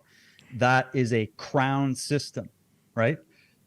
And this is where it all derives from. And let's also remember that when you're talking about maritime admiralty law, you're on a citizen ship that is berth. The ship docks at the berth, right? And they do that because every human being comes out of their mother's water into the world. We're born through the Nile Delta into the world, and we're birthed through water. You're made up of water, a lot of your blood, your cells, everything else. And there's a connection to water. Even, think of Moses floating in the Nile to hide from the pharaohs. Mm-hmm. Think of a lot of these ancient stories and motifs But think of also the fact that the queen is a feminine character. She's a female, right? And there's a whole sisterhood, a dark sisterhood that Michael has exposed. He's the first one to do it. Yep.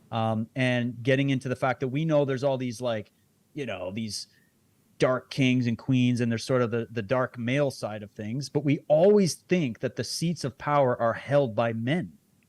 But when you get into the symbolism of these secret societies, these orders, these luminous groups, all of their symbolism is female symbolism.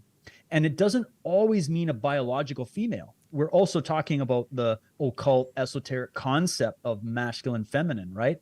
So whether it's a physical female or whatever, although I think they're definitely that, it's interesting. They look at it in both ways. And this is what I think leads into some of these ancient witch covens and some of these ancient elite groups. There are even certain, like I was speaking to a buddy of mine he's like a 3rd degree Freemason. He told me, he's like, oh, I did a couple things with Freemason. I don't give a shit about it, but I did it for a while. It's kind of fun. And, it's all a male thing. Women can't get in. You can't say the queen's connected to Freemasonry because the women can't get into Freemasonic lodges. And I'm like, did they tell you that there are female Freemasons that actually outrank a lot of those lower level Masonic lodges that you have no idea in the world about? You can go look up the femme fatales. These are the female Freemasons, man. And the queen actually has her own orders, the Order of St. John, I think it's Order of St. George, St. Michael, something like that. And they are considered liaisons with a lot of these alpha lodges of Freemasonry. So there is a connection because Freemasonry itself isn't an exclusive club. It goes, again, back to the ancient mystery traditions.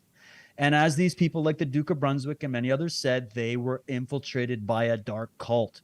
Right. All right. And so also, here we are. Order of the Eastern Star is kind of what I think you're. There it is. The Order of the Eastern Star. And that's only one of many that a lot of. Hey, even the Knights of Malta that I've been looking at in the Cult of the Medics. These are the progenitors of Club of Rome, of your pharma industry, all that.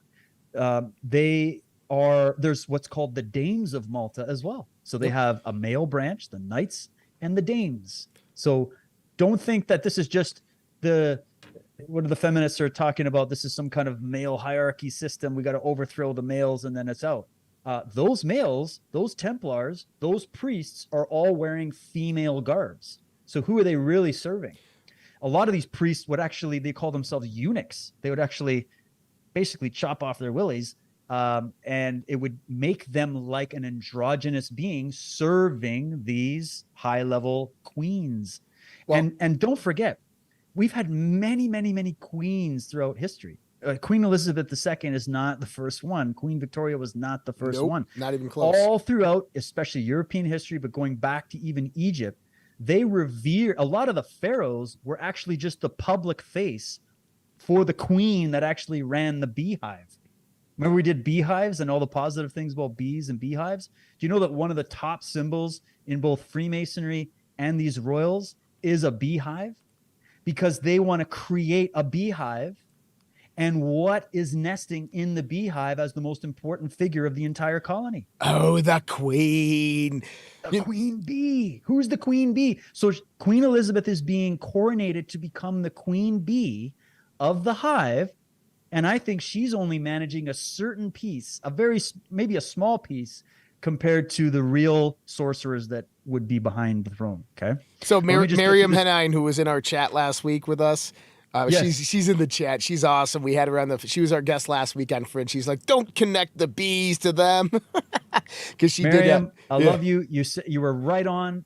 Remember, everything is dualistic. That's right.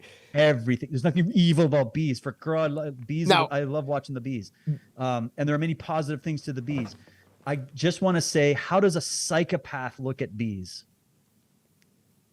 As an They're enemy. not looking at bees the way you look at them. They're not looking at crosses the way you look at them. They're not looking at the human beings the way you look at human beings. These are people that look at everything distorted. They plunder the great, beautiful elements of nature and humanity and the symbolic archive that goes well before these people.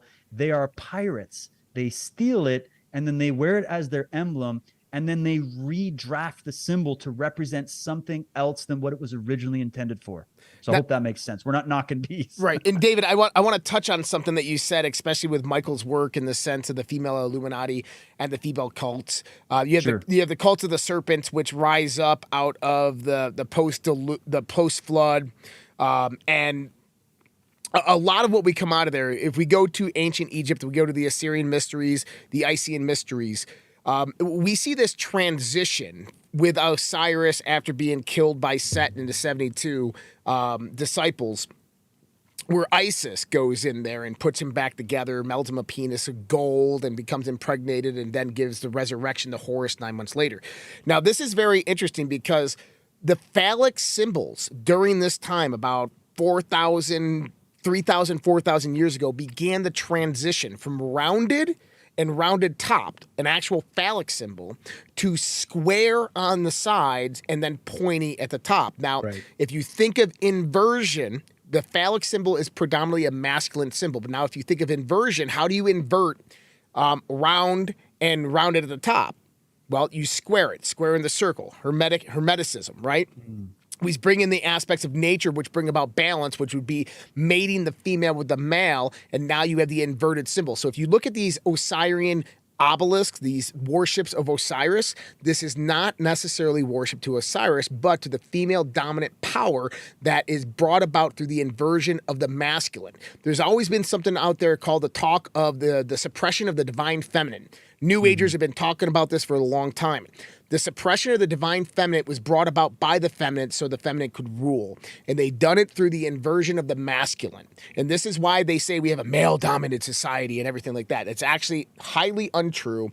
It's just that you have these secret societies that are ran by females operating in the backdrop, operating in the shadows, that don't want any traces brought back to them. That was very well said. I couldn't agree more. When you see obelisks, you're not seeing big giant willies. All right. Not needing, there's been a change of the guard, so to speak. Okay. And if women found out that very cunning women were at the top of a lot of the oppression of women, I think that would be a big mind explosion. Just like the average Christian, if they found out that a lot of these evil archies are lurking at the top of a lot of their churches and organizations that are nothing to do with what you think Christianity is or should be, that would be another explosion. The average Jew that everybody likes to go and say, oh, the Jews running everything. They're the one. Every time we see a Jew, there must be evil because they're all from. No, the average Jew has no. A lot of this stuff you could learn from the educated Jews who know about this shit. All right, because there's Jews as religious Orthodox Jews. You know, and then there's the Judites. There's the Sabbatean, the elite, and they come from Egypt. They're not coming from Galilee or Jerusalem or wherever, right? That's totally, totally different. We've been played. What you see on the surface with these royals, with your politics, with your religions, that is what does Shakespeare say? All the world's a stage. That's the stage to manage the human farm. Go watch Jupiter Ascending. It's all there. Oh my God, we're going to do a show. We're doing a show on Jupiter Ascending, by the way, guys. Not tonight. Maybe not tonight, but I can't wait. I just made my wife watch it, and she was like, what the hell did I just watch? And I'm like, you got to watch the decoded version of the movie. You won't understand. Okay, moving on. Let's get through these. Next, moving on through this procession. Just look at the overview shot. Passing through the inner door towards the altar, we see the red train of the queen held by her 6 ladies. This red train symbolizes the line of kings and queens historically preceding the queen. And the red train, so they have a red train behind the queen. What do celebrities and politicians and royalty walk upon when they step outside of their big private jets? Red carpets. What is the red carpet? Where does that motif symbolically go back to? The bloodline. We're the elites. That's why you're not going to have the guy that paints your house walk on the red carpet when he gets out of his van to come and paint your house. When Madonna gets out of her limousine, she's going to get on a red carpet, right? When you go to Hollywood, you're going to get on a red carpet to go to the Grammys, right? Is red carpet, that motif means something. And in the ancient traditions, the royalty would walk on the red carpet and the little serfs would weep at their feet. That was the way it was. She is this Queen Elizabeth II is the end of the royal bloodline, the dragon court that stretches back to the time of Akhenaten to more distant ages. She's the beginning of a new line because they're usurpers. That's who these people are. They're pirates and thieves. The lion, the dragon / serpent, because look at the lion. When you see the lion, you'll always see serpentine qualities about the lion. Look at that tail again. Mm-hmm. Look at that tail. Tell me that's not a serpent. All right. The lion, dragon, serpent of the Habsburg dynasty, to whom the queen is related. That's what the symbol is. It goes to the Habsburgs. Pull out their books and get into that. The Windsors are also related to the Beaux Lion, Leo the lion, astrologically, right? The Battenbergs, the Mountbattens, the Saxe-Coburg-Gothas, the Hanoverian, House of Orange, Savoy, the Guelphs, the Black Venetians, the dynasties. It goes on and on, the relations these people have. And on my Telegram, I posted a genealogy history website that did a genealogy of Queen Elizabeth II. And you could literally be there for hours picking out names and just looking up these people and getting into the history of where their bloodline came from. It's a fascinating study. Oh man, take a lifetime. Check that out. Next up, procession approaches the first set of the steps. There are 6 steps to climb. This represents the Star of David, or more correctly, the Star of Aton, because even though that is typically known as a Jewish symbol, it's the symbol of the Jews. And I'm not trying to take anything away from the Jews on that one, but it actually originates with the Atonists out of ancient Egypt. And it's actually 2 triangles superimposed on top of each other. They called it the chalice and the blade, the upper pointing triangle and the downward pointing triangle fused together. In one rendering, you could look at it as the symbol of masculine, feminine united, right? As one, so a holistic thing. But there's also other ways of rendering the symbol. But either way, they employ these symbols. Nothing evil about the symbol, but they employ these symbols because they are symbols of power. These symbols have a certain effect on human consciousness, which is why ancient symbols, which they all originated from the sky. I mean, I can't help but point out that the Star of David is what? It's a star, right? All these things. What do you got in Hollywood lining up Hollywood Boulevard? The star. Did you get your star? Are you a superstar? The stars, right? The Star of Bethlehem. It's all coming from the stellar cult. All this came from the ancient stellar cult first, which was the understanding of the stars, anthropomorphized, and then it all derived from there. So after this ascent of the queen, moves slowly toward the members of the Protestant clergy before the altar and the 2 thrones. On the backs of the robes of these bishops, we see the letters IHS. This is the Jesuit symbol, right? These letters are believed to represent Jesus Christ. However, in fact, they derive from the Irish god Isa or Isus. Did anybody know there was an ancient Irish god named Isus that had this exact symbol? A lot of people didn't know that. They might not want to know. As well as from the Grecian and Roman god Dionysus or Bacchus, the cult of Dionysus.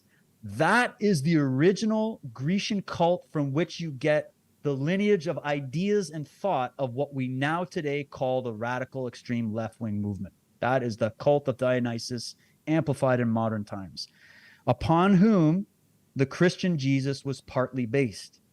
And this is why they still pay homage to all of this in their ceremonies. It's not just because these are your goody two-shoe Christian people. They are not. Well, these would also be Mithras cults as well, right? Dionysus and Mithras cults are basically... it's a mishmash. Yeah, exactly. Different, you know what I look at it? It's different flavors of Gatorade, man. Oh, great. It's all the same. It's just different flavors. So next up, now this is where shit gets to, this blew my mind, okay? Think about this. The queen approaches the clergyman and the altar. Above the altar, and by the way, altar, all-star. That's the original all-star, right? Think of a minister, the minister who's ministering this service, the minister, the moon star, right? All of it's stellar cult. Above the all-star, with the sacred emblems of royalty, is a balcony where the family members of the queen are seated. They rise and curtsy as she approaches. The red train is meticulously laid down, and she turns to the Bible. Beside her stand 4 knights with 4 swords. They represent the 4 compass points. The symbolism of the sword is complex. It is primarily a Martian symbol, although it is also connected to the intellect and the acquisition of knowledge. And you actually can, when he also does in this series, you got to just watch it. I think it's like a 40-minute video that he does called about this. He also relates it to each tarot card. I didn't have time to include all of that, but you have the what is it? The cup of, or the all of these scenes in the coronation are literally pulled out of the tarot. Okay, so what does that tell you? Right? You have the Torah, which is the Old Testament, is based on, okay, and that comes out of Egypt. And then you have the tarot, Torah. The tarot was the symbolic archive, and the Torah was the written archive. But they don't want you to know that it's connected. They don't want you to know it's the same archive. But then when you watch these royal ceremonies, or even the ceremonies of, like, they're opening up a new city center or something, or they're putting a new fountain in the town square, they do these weird little rituals, not as elaborate as this, but that are actually coming out of the tarot and the stellar occult. It's very interesting. But hold the 4 knights. Okay, remember I was out there in Cult of the Medics. I'm in there exposing the fact that these knightly chivalric orders were infiltrated by these cults, and they are sort of like the intelligence, bodyguard, military of these royals and these elites, right? Well, the 4 knights that stand at this ceremony, and as I'm saying that, in Indiana Jones, The Last Crusade, was there 4 knights at the end with the Grail? I can't remember. I believe there was, yeah. Somebody tell me, were there 4 knights? I'm just, Roxy because will we know. just watched the first Indiana Jones again. I'm not at The Last Crusade yet, but I don't want to deviate too much. I'm too excited here, buddy. This is awesome. We got 4 knights with 4 swords at the altar waiting for the queen, okay? They represent the 4 cardinal points. Check this out. This is one of the most ancient zodiacs in the world. Maybe Ralph Ellis would say there's an older one, I don't know, but the Dendera zodiac is recognized as one of the most ancient zodiacs. It shows the 12 signs of the zodiac and the 4 cardinal points. This is how most zodiacs were presented. It wasn't just this perfect circle with the 12 houses, or the 12 tribes of Israel, the 12 disciples, 12 months of the year, blah, blah, blah. It's 12, and then it's divided by 4, right? And so you see at the top, you've got, it sort of looks like a cross, like 4 points of a cross, and then you have an X demarcating the 4 cardinal points. And there's an old Templar saying, this actually comes from the Templar tradition, that goes, X marks the spot. You've heard of this? Yes. X marks the spot. Or if you're going to sign a signature and you're going to sign in blood on the fine print, you sign beside an X, right? Yep. You even have what are called X-checkers. The X-checkers. These are the guys that, that's your big level financier guys, right? And if a commoner couldn't read or write, and they had to make their mark, they were just told, make your mark, and it was often an X. But everybody got that in X marks the spot. That's just pirates hunting down treasure, or they're trying to find the lost treasure of the Templars in Nova Scotia.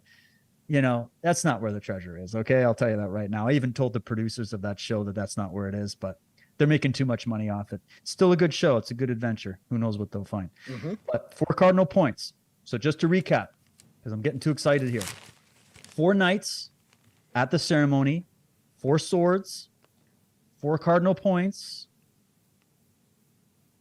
the 4 directions of heaven, right out of ancient Egypt. This is the exact way, this is the exact thing that they would do through their coronation ceremonies. Okay? Nothing is new under the sun, right? But it gets better. Remember we started with that symbol that was on the side of the Queen's black cape? The Knights of Malta, the Maltese cross. What do you see now? 4 directional points, the 4 cardinal points. And the 4 cardinal points are facing into the center, that when you look at this, to me, and don't forget, the Nazis employed this symbol, The Royals employed it. The Vatican employs it. Your hospitalers, your pharma, your Knights of St. John of Jerusalem, your first aid guys, everybody adopted this symbol. Okay.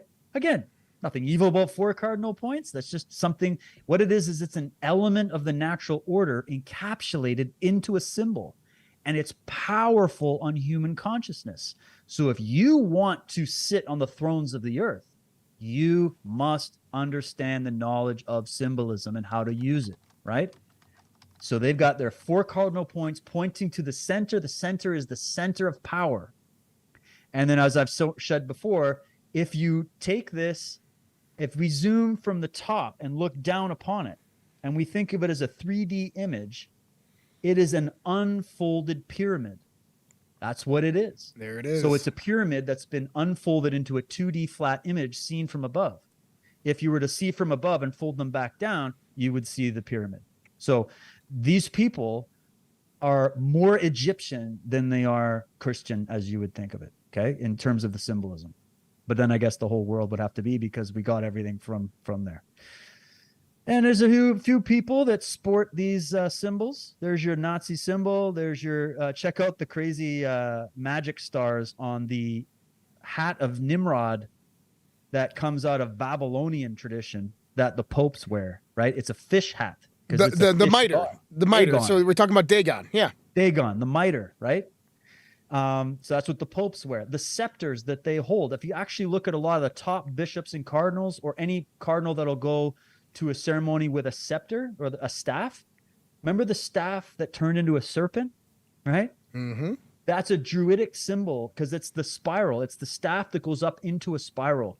And by the way, I want to say something real quick to some of the people that got into this whole child sex trafficking, Pizzagate stuff, and they went on the FBI website and saw all the symbols that demarcated a pedophile, right? Mm-hmm. And one of those symbols, one was a pyramid, one was a pyramid shaped in a spiral, one was a spiral.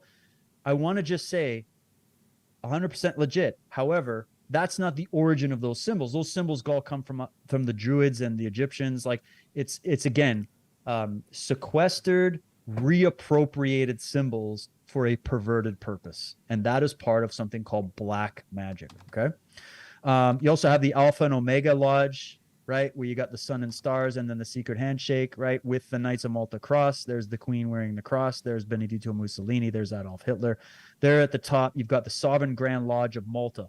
Sovereign Grand Lodge of Malta. You would think we're talking again about Christian Catholic orders. However, we see at the top the pyramid with the all-seeing eye. That is a Masonic symbol. And you have the Masonic square and compass. You have the sun. Remember, it was a dark sun cult that infiltrated the Masons. You've got the Knights of Malta. And then, Josh, what are those 2 pillars right there? Which ones? Those ones? The central image between... Those are the 2 pillars that stood at before the Temple of Solomon. That's Jacqueline and Boaz. I knew you would know this. I knew you would know this. Jacqueline and Boaz. Jacqueline and Boaz? What does that have to do with Christianity? Diddly fuck all, man. So there you go. Just to give you a little, just start looking into this stuff. These people are not what they're advertising at all. Oh, and one real quick thing. I just noticed, do you see the black and white Knights of Malta cross with the swastika in the center? Mm-hmm. What is showing, just like on that Dendera, hold on, right? We have the 4 cardinal points, equilateral, cross, and then you have the X that marks the spot. What is the X that marks the spot made of on that symbol? Swords. Yep. The 2 swords. The sword symbolically can also be the tongue, the speech, using speech, spellcraft. Remember in Lord of the Rings? They said the white wizard. They were talking about the dark wizard. The white wizard, don't let him speak to you. He'll put a spell on you. He'll use words to entrap your mind into a spell. The sword. It's the military Mars symbol. We're the knights. We're guarding and protecting this order. But it also has an esoteric symbol to talk about the mind and the tongue and the words. Okay. Just want to point that out. Now we get to this chap. All right. And again, I just found this random picture of Prince Andrew. liaison with Jeffrey Epstein and co. And yet he's wearing Knights of Malta crosses just like everybody else because he's a part of the order. He's a part of the cult. Okay. And that's why I say just start when you don't look at their faces when you see, look at what kind of badges they're wearing, what kind of little medallions they're wearing, the gold fringe. That is a military thing. We know about the gold fringe flags. Look at that collar, right? Just start the blue sash. So he's Order of the Garter right there, run by the female Illuminati. Mm-hmm. Huh? So who's really doing the sacrifice of children and utilizing blood ritual? It's the Shekinahs. It's the witches, right? Why do you think it's Abramovich that became put out as the main artist that was kind of working with Lady Gaga and is looked at as being one of the heads of this? The spirit cooking phenomena. Abramovich, there's a doorway into the witch covens. Now, this goes into the flags. You start looking at flags, it's all British Empire stuff, okay? So you've got your Red Cross, and I just wanted to point that out, the Red Cross. I think I came on your show a while back and did a little bit on that, but the Red Cross is what? It's everybody thinks, oh, that's where you go and you donate your blood. Well, blood they services. also think it's Rothschild. Red Shield. Yep. You got it. Red Shield, Red Cross, right? And Red Shield, Rothschild, that's Shield. That's talking about a connection to something higher than some Rothschild banking group. Red Shield, they are the first Red Shield was the Amalfi merchants of Italy, the Italian merchants. They were vastly more wealthy. They came from the black nobility. They were the bankers for the black nobility, the Hanoverians, the Mountbattens. These were the first Red Shields. If you go look up the Italian mercs, the Amalfis, and go look up some of the family names, I think it's I'm trying to remember the Italian names. I'll post it again. Well, weren't they the were protectors of the ships on the seas? Is that they protected the shipments, the money, the gold, or whatever was being transferred on the seas. So they were kind of like the security force that protected them and then eventually turned into the pirates. That's right. And those Templar group, because this is a Templar, the straight cross like this, the straight red cross, that's a Templar cross. Okay. I won't go into the whole thing, but the Templars, the Templars, when they were supposedly disbanded, they didn't go anywhere. There was a cleric order called the Cistercians that held their wealth, their knowledge, and everything else. And that got transferred and absorbed into the Knights of Malta when that took place. Mm-hmm. So when you're seeing Templars, Knights of Malta, because historically the Knights of Malta go back to the Knights Hospitallers, which were supposedly rivals to the Templars, because the Templars sort of did their own thing and they kept rebelling against the Catholic Church, whereas the Hospitallers were like the loyal Catholic Church knights. But when history kept unfolding, because they're both criminal syndicates, they were just having a little power struggle there. Yeah, the Orders of Medici. The Templars were suppressed because they were doing liaison with Eastern mystical groups when they were involved in the Crusades, the Frankist groups. We call it the Eastern Illuminati. Okay, they were doing exchange of goods, services, knowledge, and symbolism, and all that with these Eastern groups, and then they pulled a lot of that knowledge back to the West. They brought it back with them, and that's where we get a lot of these really weird Middle Eastern vibes in the Shriners, in a lot of Freemasonry.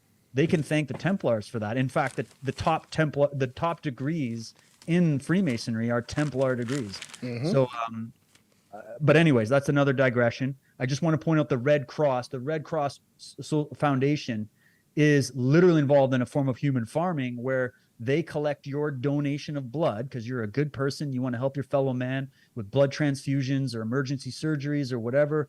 And so you donate your blood. You give it for free. You're at the mall. There's a blood donation clinic. It goes to the Red Cross. They then distribute it out. And there's a good documentary you can find called The Business of Blood. I put a little snippet in chapter 5 of my series. And it talks about how 70 to 80% of that blood plasma that you donate never makes it to the hospital to help anybody. It gets sold by the Red Cross to the pharmaceutical companies who take your blood and then do some weird hocus pocus with it in some lab somewhere, make drugs and vaccines out of it, and then sell it back to you by injecting that shit into you and having you buy it from them. So it's a farming. That's just level one. There's way more to it. I think there was even a Q post talking about the Red Cross. Go just go put the Red Cross on those boards, just out of curiosity, see what they're saying. They call it a slush fund or whatever, but it goes back into history. And the Union Jack, the Red Cross on the Order of the Garter. There's the double cross of Lorraine. It's all these different variations of crosses that have nothing to do with what you think they do. And these two flags on the left-hand side are talking about the British East India Company, the Dutch East India Company, which I believe fused, the Virginia Company and the Hudson Bay Company. Those companies that's British Empire. That was one of the ways they used for colonization of India, China, Africa. And you can get into Dr. John Coleman's book. I've got it Committee right here. 300? Committee of 300. And he will break down the British and Dutch East India Companies and the whole royal family connection to that. Next, over on the right-hand side, just really quickly, you will see it looks like a belt surrounding the Templar shield there. That is the garter. Just talking about the blue we were saying before. And it's that light blue, kind of like the blue of Ukraine. I just want to point that out. So you got your blue little sash there. That's the garter. And that is the Queen's order. The Queen is the head of the Order of the Garter. I won't break the other ones. Oh, on the right-hand side, you'll see the Templar shield. Kind of has a Malta vibe to it. You've got the unicorn and the lion. In Canada, that's also the symbol that's here because it's Queen's land, right? In Australia, you're going to have it because this is the royal symbol, lion and the unicorn. A whole thing could be done about that, but you will notice, I don't know if you'll see it in this one, on the actual low emblem, the unicorn is wearing a chain because the unicorn is chained by the lion, the royal lion, Lion. Right. It's a serpentine lion. And symbolically, what does this mean? Do you know, or do you want me to touch on that? Right you go ahead. You go ahead. Okay, so symbolically, if you notice that the unicorn is white and the lion is gold, okay? They are standing on the earth, the firm earth. In between them is the shield, which represents the chivalric orders, okay? Now, the unicorn is a mythological creature, which basically reigns within the mythological lands, if you want to call it that. So think about that in the sense of the spiritual worlds, okay? In the sense of the spiritual worlds, of where the lion reigns here on the physical worlds. And really what this is representative of is the Queen's domain over the physical lands which have chained the spiritual world that have been derived their power through the chaining of the spiritual worlds. Oh, that's interesting. Yeah, that makes sense. Right? And this is how their symbolism operates. And so when it's got to be exoteric and esoteric, meaning exactly physical and spiritual. Like it has to be both. Exactly. And this is like when you're talking about the coronation and you're talking about the 3 steps that they have to go up through, right? 6 steps for this one. The 3 steps are in a court. Yeah. Right. Okay. They have 3 steps are in the court, but it's 6 steps through this one.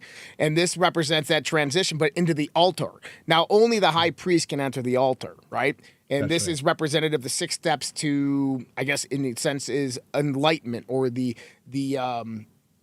domain over the various states of consciousness when we start getting into the various aspects of spirituality and how this all has to do in it. And if we look at this whole history of the last 6,000 years, I know we'll probably talk about it, but we have the Black Pyramid, right? We have the Black Pyramid or the black aspect of things, and then the light aspect, the dark aspect, the white aspect. And what this really is about is either the evolution of consciousness or the suppression of consciousness. And the way that these people have came to power, and you're showing this right now, is through the suppression of our spiritual and our evolutionary consciousness. So I just wanted to put that out there, but very cool. I like that that one symbol right there with the unicorn and the lion. I haven't seen it in years. And I actually went out and got my notebook. So I had like a whole pile of notebooks that I went and grabbed because you're sitting here talking and I'm like, oh my God, I know that. Oh, I gotta get that. And so, well, that's why it's good. Cause see, guys listening, Josh and I, and there's many others out there, and there's probably people listening who've been researching this stuff for a long time. And I don't know about you, but I feel like I've seen so much. I've been to conferences. I've met people, spoken to them. I've interviewed everybody. I've read books. I study this. This is what I do. I've become this, right? and you forget more than you even learn. Like it just, some things pass through. You go through it, you hear it. Even some of the stuff I'm talking, you're like, yeah, yada yada, get to the meat. But then you will circle back eventually. Things will happen in the world or in your life where you're like, I thought I heard something, and that was what this was. For me to put this together, Josh, it took me about 4 hours, right?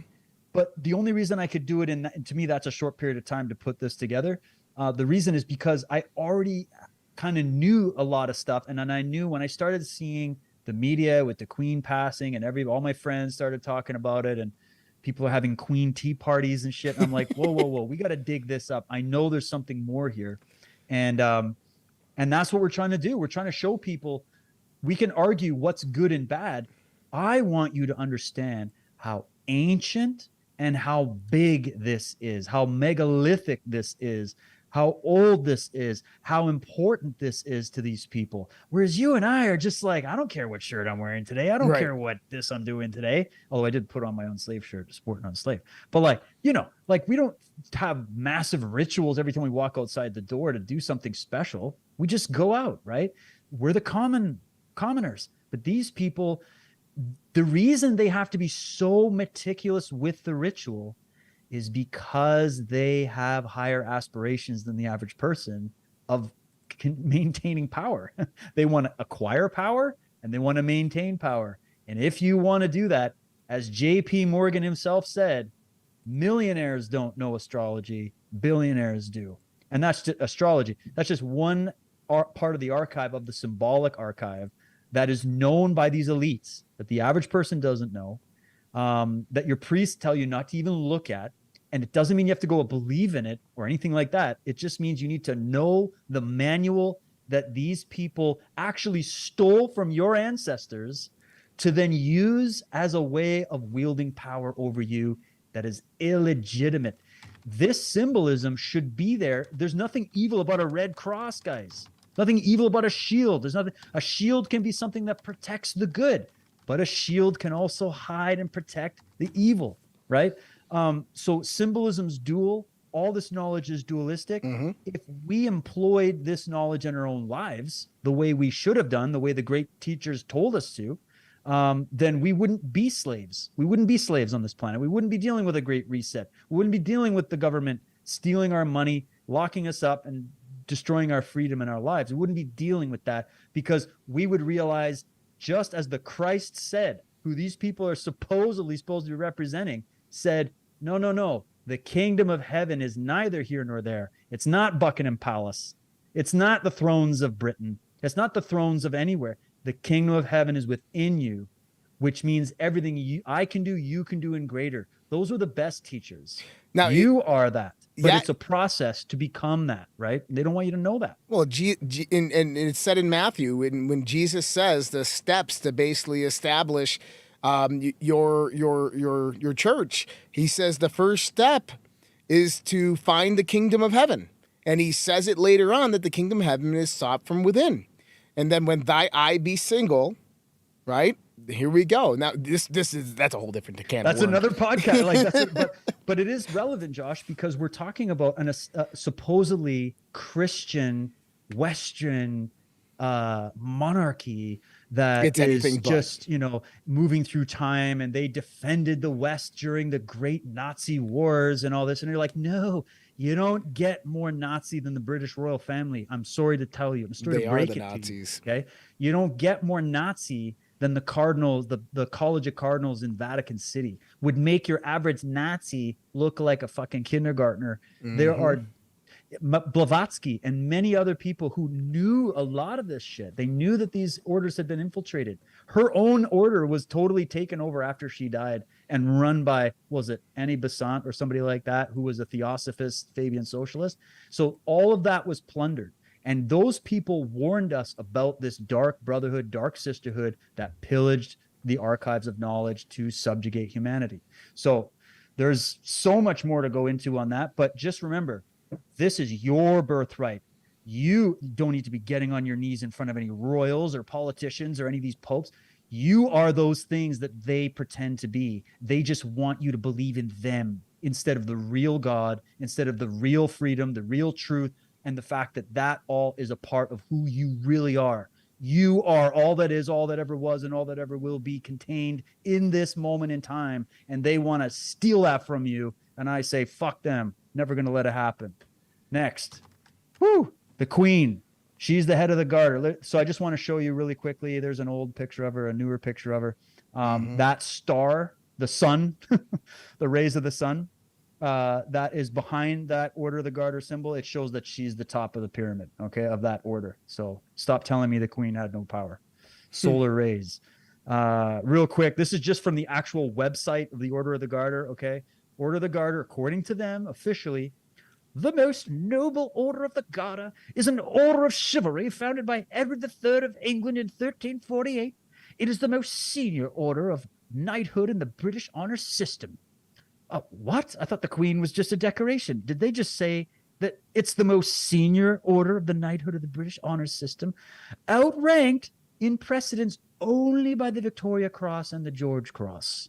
And the George Cross gets into the Order of St. George, the ancient, go look up the ancient Order of St. George, the ancient Order of St. George. They're going to tell you there's no connection. It comes from some Austrian background, but make no mistake about it. They're giving you a little wink, wink, nod, nod to their real lineage. Okay. There's a whole story about that. So there she is wearing it beside her freaky deaky, whatever that goblin guy is, husband. So, and then, this is also interesting. Okay. This is the chair of St. Edward. I did a show a while back with Ralph Ellis about the Stone of Scone. So this chair, if you see, it kind of looks like the Ark of the Covenant at the bottom. And then it has like a big pyramidical shape at the top, right? And there's like, you can't really see it, but there's like little light rays apparently.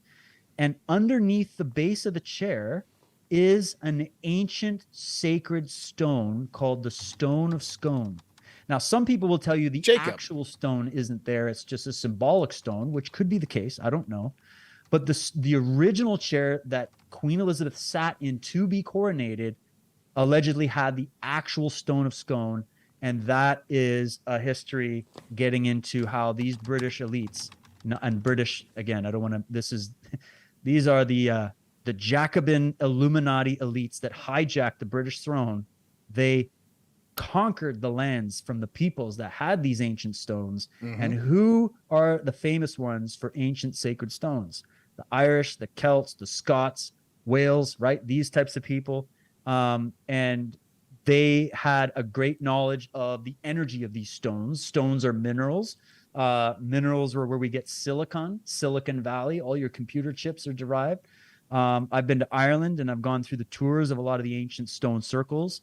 It is mind-blowing, the stuff that you're just tripping over in fields out there nobody even knows about, that's still there, thousands of years old.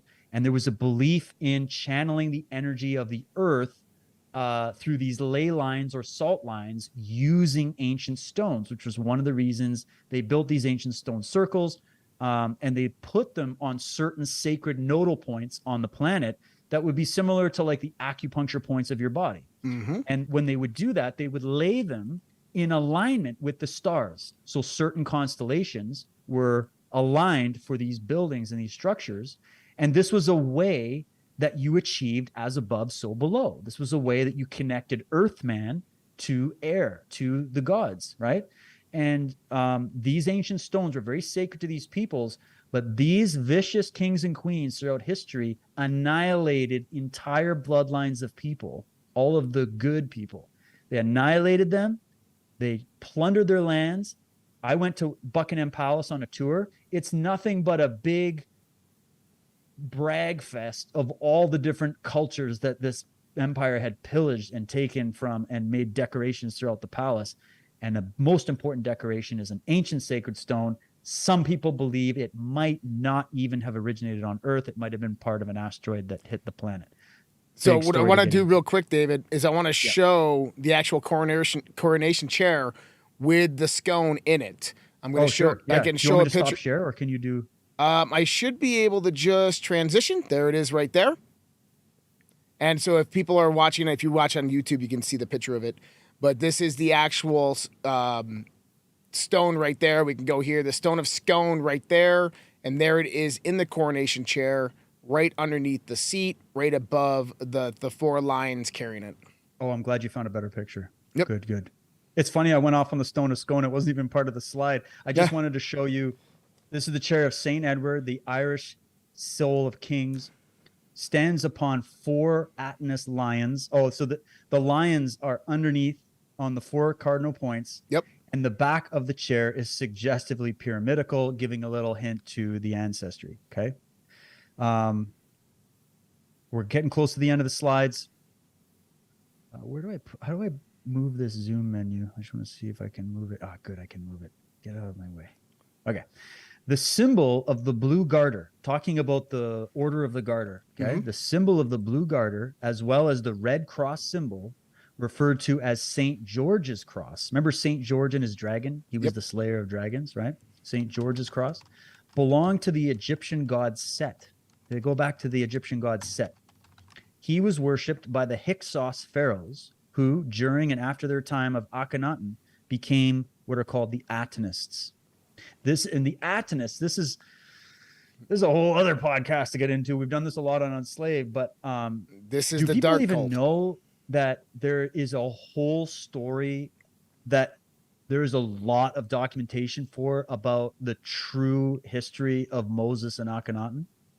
And the fact that what we call Moses, which was a title, was actually Akhenaten, because Akhenaten held that title at the time. And Akhenaten was a Hyksos pharaoh, meaning he wasn't native Egyptian pharaoh. The Hyksos came in to Egypt and started to sort of immigrate into the culture, and then eventually took over the thrones of power. And during and after the time of Akhenaten, this group, they worshipped the god Set. So you had Horus and Set, and Horus and Set are copy and paste right on top of, in terms of mythology, ancient mythology, you've got all of your antagonist, protagonist stories that have ever been created. Loki and Thor, Jesus and Satan, on and on and on. Good and evil. It's been encapsulated in every myth ever to exist. And in the Egyptian mythos, they called it Horus and Set. And the Hades pharaohs were Setians. So that's why you hear Tessarian always calling them Setian Atenus. And speaking of Setian in the House of Set, what was the name of that guy, Josh, who was in the CIA top level, and he was a Satanist, and he was the head of the House of Set, but he was like an intelligence officer. What was that guy's name? He had the weird sideburns. Yeah, he had the curly mustache. He's actually dead now. His name was Michael. Someone's going to say it there. Michael Aquino? Michael Aquino. There you go. Michael Aquino. Yep, Go listen to Michael Aquino tell you about Setianism and where it originates. They'll tell you. This is the real Satanism, people. The real Satanism. This is the real shit. darkness, the real evil. This is it. This is why Albert Pike said in his book Morals and Dogma that Satanism is nothing more than a fallacy. It doesn't exist. It was a creation by the Christian church, and that the real war is between Adonai and Lucifer, where he claims that Lucifer is the one true God. Now, this gets into the Atenist, basically deriving into the Hebrew religions as Adonai or the Lords. Anyways, long story, whole different podcast there. But just to know, like, I just want people to know, they tell you a lot in symbolism. That's why we're going through symbolism just of one coronation of a queen. If we did this for all of these different ceremonies, the way they do stuff, the whole history, it's endless. But what we're seeing is they're giving tributes to their predecessors, to their progenitors, which means that what the average person believes they are isn't what they themselves believe they are. And that is, I think that's really crucial for people to understand. Just like when we're telling you, guys, your politicians don't work for you, right? In Canada, sorry, Trudeau doesn't work for you, okay? Biden doesn't work for you. None of these people work for you. They have allegiances elsewhere. Their allegiances are because they've been selected in advance by these higher cults who don't like to show their face, and they are put in those positions, right? And they've been running the game for so long that they can swap in and out, right? Look what happened in Britain. They lost... what's his name?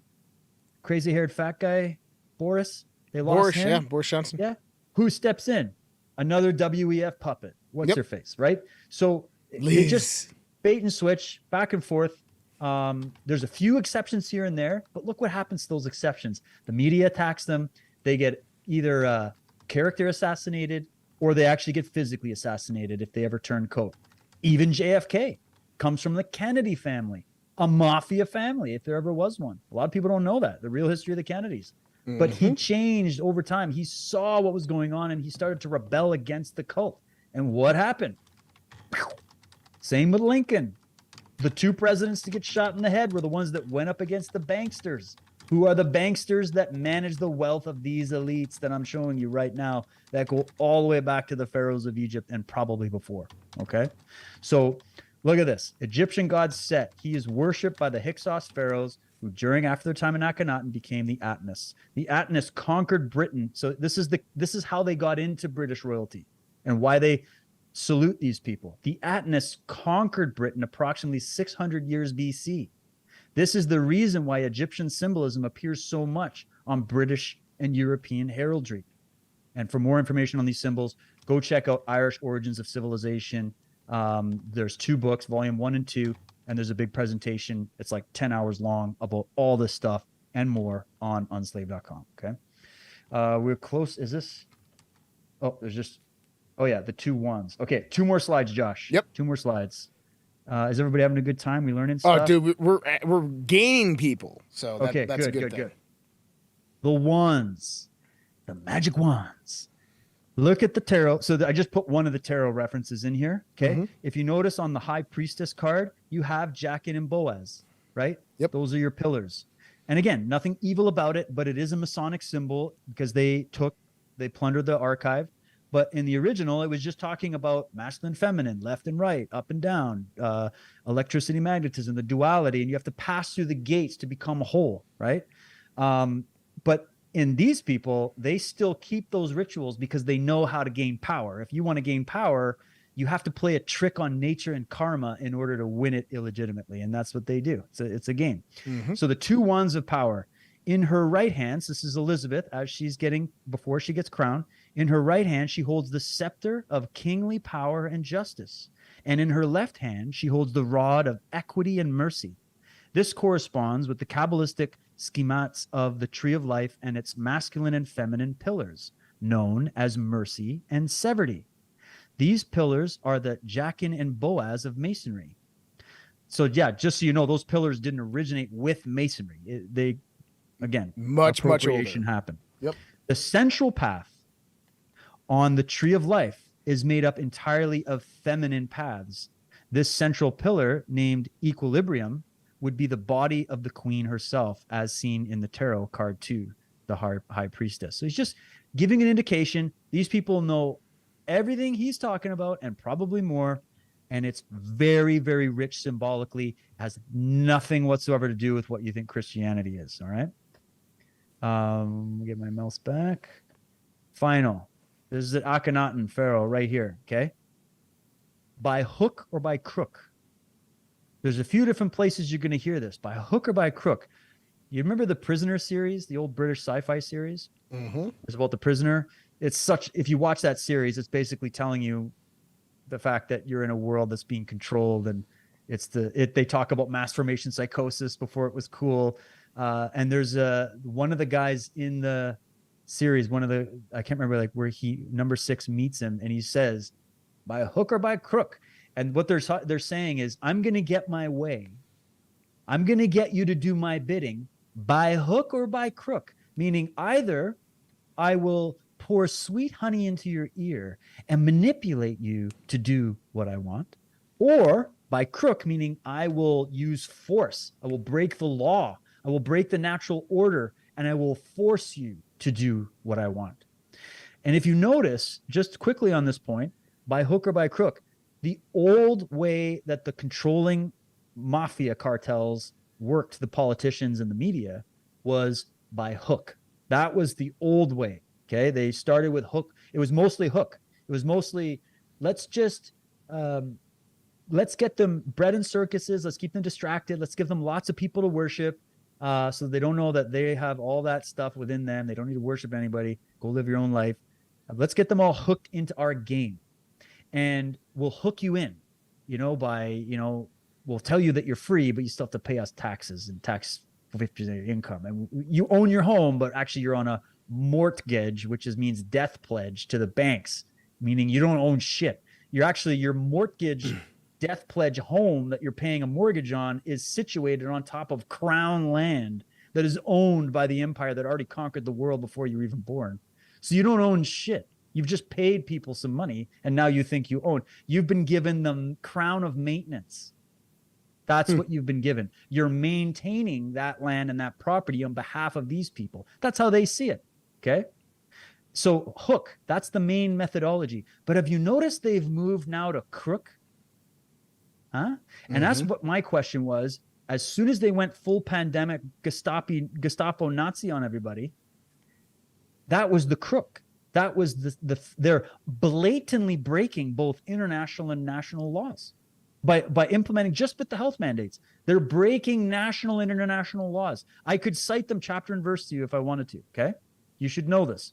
They're breaking the law. ArriveCan, that app you have to download on your phone, or you get fined $6,000 at the airport in Canada, which shows your vaccination status, right? That is a breach of the law of this country. That is the breach of your constitution. But they're doing it anyways, right? So that's the crook. The other crook is they've now started to use force to back up their illegal edicts. So this tells us that we're at an advanced level of this chess game of world domination, this game of risk. When they go from hook to crook, you can tell that they've had to accelerate the agenda because they're threatened, right? So just want to point that out. But really quickly, on the symbolic level of hook and crook, the idea of two pillars is not Jewish, but in fact Egyptian. As said, Jachin and Boaz are based on the esoteric so-called Kabbalistic tradition and on the Tree of Life's pillars entitled mercy and severity. These terms apparently also refer to two ancient symbols of royalty, namely the crook and the flail of the pharaohs. So the pharaohs would actually hold the crook and the flail, and they were actually buried and embalmed holding them. That is also another rendition of X marks the spot, right? Egyptian pharaohs bore the symbol of the crook and also the flail or the whip. Remember Indiana Jones had his whip? This symbol of the flail connoted self-mastery, not dominance over others, as lying experts contend. So, as we said, everything's dualistic. I kind of gave you their rendition of hook and crook. There is a very spiritual, symbolic, original history to the symbol of hook and crook. It has nothing nefarious to do. It's talking about the ascension of human consciousness, okay? Interestingly, the Hyksos pharaohs were known as the shepherd kings. The king of Egypt was regarded as a seer. He was the shepherd. This term distinguished him as a master astrologer. He flocks where the stars, or his flocks were the stars of heaven. Okay. And today's flocks, let me just finish it. Today's flocks are the human farm. So see how they've perverted it from you are the master of your own destiny, you are the shepherd of your own life, and you are the shepherd of your family and your nation, and you are to take care of them and tend them as a shepherd would, versus the hook and crook version of the criminal cabal that we're dealing with that looks at you as a farm animal that is simply not a human being with a spark of divine and meaning in it, but as a slave to them, to be sheared, to be used as a resource to benefit them. That is the inversion of a psychopathic mind distorting ancient, truly magical, symbolic traditions. So now, David, I don't know if you're going to go this route or not, but that last paragraph is incredibly important. Can you go back to that, pull that last paragraph right back up, that last slide? Sure.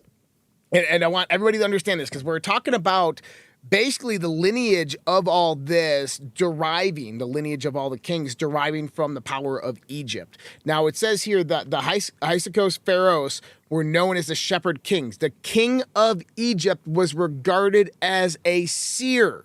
Okay? Now, we can come out of that. Now, David, when they exiled out of Kemet, right, the Atlantean orders and so forth, Where did they go? Did they happen to go to Ireland and form Druidic orders? Well, there was a liaison. There was probably already Druidic orders there. Mm-hmm. Why is Meritaten buried in Ireland? And why are there red-haired mummies buried in Egypt? That's a good question. The reason I bring this up is because in 1946, and I'm going to show this video for everybody out there. David, if you want to check it out, you've probably already seen this video. This video is the Druidic ceremony for the coronation of Queen Elizabeth, where she is announced as the Bard or the Seer. Oh, I'm so glad you found that clip. Yeah. I was looking for this clip. I got it right here, playing it right now. What the synchronicity, bro? Okay, hit it. Yep, it's playing right now. I know you can't see it. You can watch it on YouTube.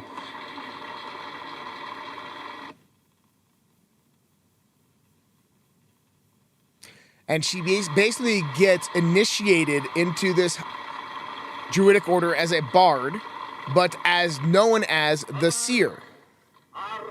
The king of Egypt is known as the Seer.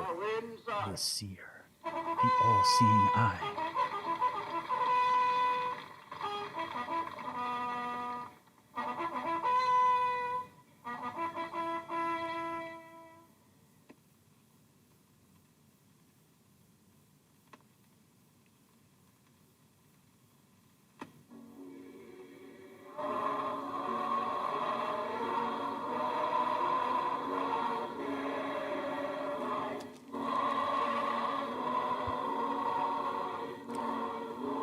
Yep, there is that right there. That is the Druidic ceremony where she becomes a bard in the Druidic order, but also known as bringing to the title of the Seer, and she is drinking out of the horn of plenty.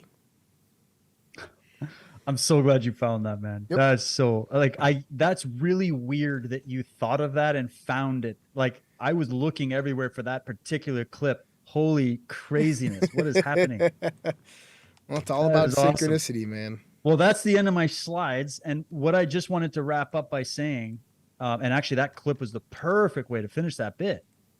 It's just, I'm not showing you guys footage of Queen Elizabeth, drinking children's blood or something like that, because you're never going to get that footage of anything like that. What we're saying is we're talking about the pecking order of something that was here well before any of us got here. And this is the way I think about it, is that I showed up here 40 years ago. Okay. I turned 40 this year, and I realized as a young kid, there was a whole world here before I got here.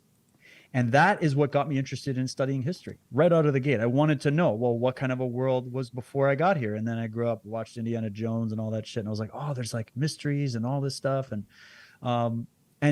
this is why I thoroughly enjoy reading authors and books from people that are dead and gone. They wrote it in the early 1900s or 1800s or 1700s, or going back and trying to talk to different interpreters of ancient scripts and scrolls and texts, and just learning, like, what was the mind of that medieval person? What was the mind of these ancient Egyptians? What was the mind of and where did this all come from? And it would all be irrelevant if it wasn't relevant to the people who are literally the most powerful, wealthy, influential people walking the face of this planet to this day. So something about the ancient world is extremely important to the media companies that are advertising everything from toothpaste to cars to I always tell people, if you want to get into symbolism and just have a curious moment, look at car companies. Find any car company and tell me that shit isn't derived from the ancient symbolic library of the Stellar Occult. You've got your Dodge Ram. Well, what's the Ram? I'm the Ram. Aries, the Ram, right? The Ram. You've got the Audi, the Four Rings, right? The Subaru is a good one. It's actually a constellation. Saturn, it's called Saturn, for crying out. Like, it's so obvious when you get into it. McDonald's, the two golden arches. Where do we have golden arches? That comes out of ancient Druidism, which was taken in by Masons. The golden arch, you walk through it every time you go into a church. So they made a hamburger company that started as some guys selling hamburgers on the side of the street, which became the most popular hamburger chain on the world, which is now poisoning the human population. Golden Arches, yeah. Genetically modified crap that's not even food. We don't even know if it's real at all. And that is the Golden Arches, where you go, you have a calling as a being, a spiritual being first, to go to a sacred place, to have a spiritual experience, because that's why you came to this planet. And what they did was they hijacked your life path. Why are you depressed? Why are you wondering why life doesn't have enough in it? Because all of your spiritual energies have been deviated from a natural, organic spiritual course into all of these false cults and altars and temples that were made. Is there anything evil about a temple? No. A temple could be a forest in your backyard. That's where my temple is. And the first temples were trees, by the way. That's why they make the big cathedrals as big as they do. It's the cathedrals that are just so beautiful all over Europe that I've been through are really just houses for the right brain, so that when you go in there, it just activates another level in you, right? It could also be the Mother Circe church, where she brings you into the temple and poisons you and then eats you alive. There's always that. But the symbolic thing is what I'm talking about, is that they hijack high spiritual traditions.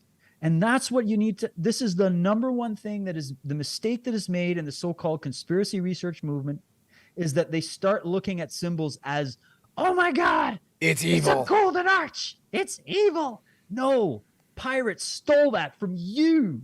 You are the golden arch. You have a golden arch in you. There's a golden arch over the heavens. Have you seen it? It's the arm of the Milky Way galaxy to tell you you are in an infinite experience here. And that means there's infinite possibilities.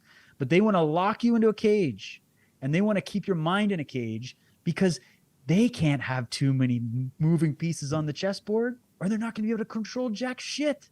So it's actually a very simple reason why these pirates and plunderers stole what they could never create themselves. These psychopaths, psychopathy doesn't come with empathy. Okay, that's the definition of psychopathy. There's no empathy. There's nothing there. Empathetic centers of the brain are cut off. They're in darkness, the darkness of the mind. The neurons aren't firing in those sections of the brain. They don't have empathy. What else do you lose when you lose empathy? You lose creativity. That's right. Those two come as a package. Empathy and creativity are buddies, okay? And so they can't create anything. I'm telling you, in my opinion, what is the biggest secret? It's the Achilles heel to this evil empire.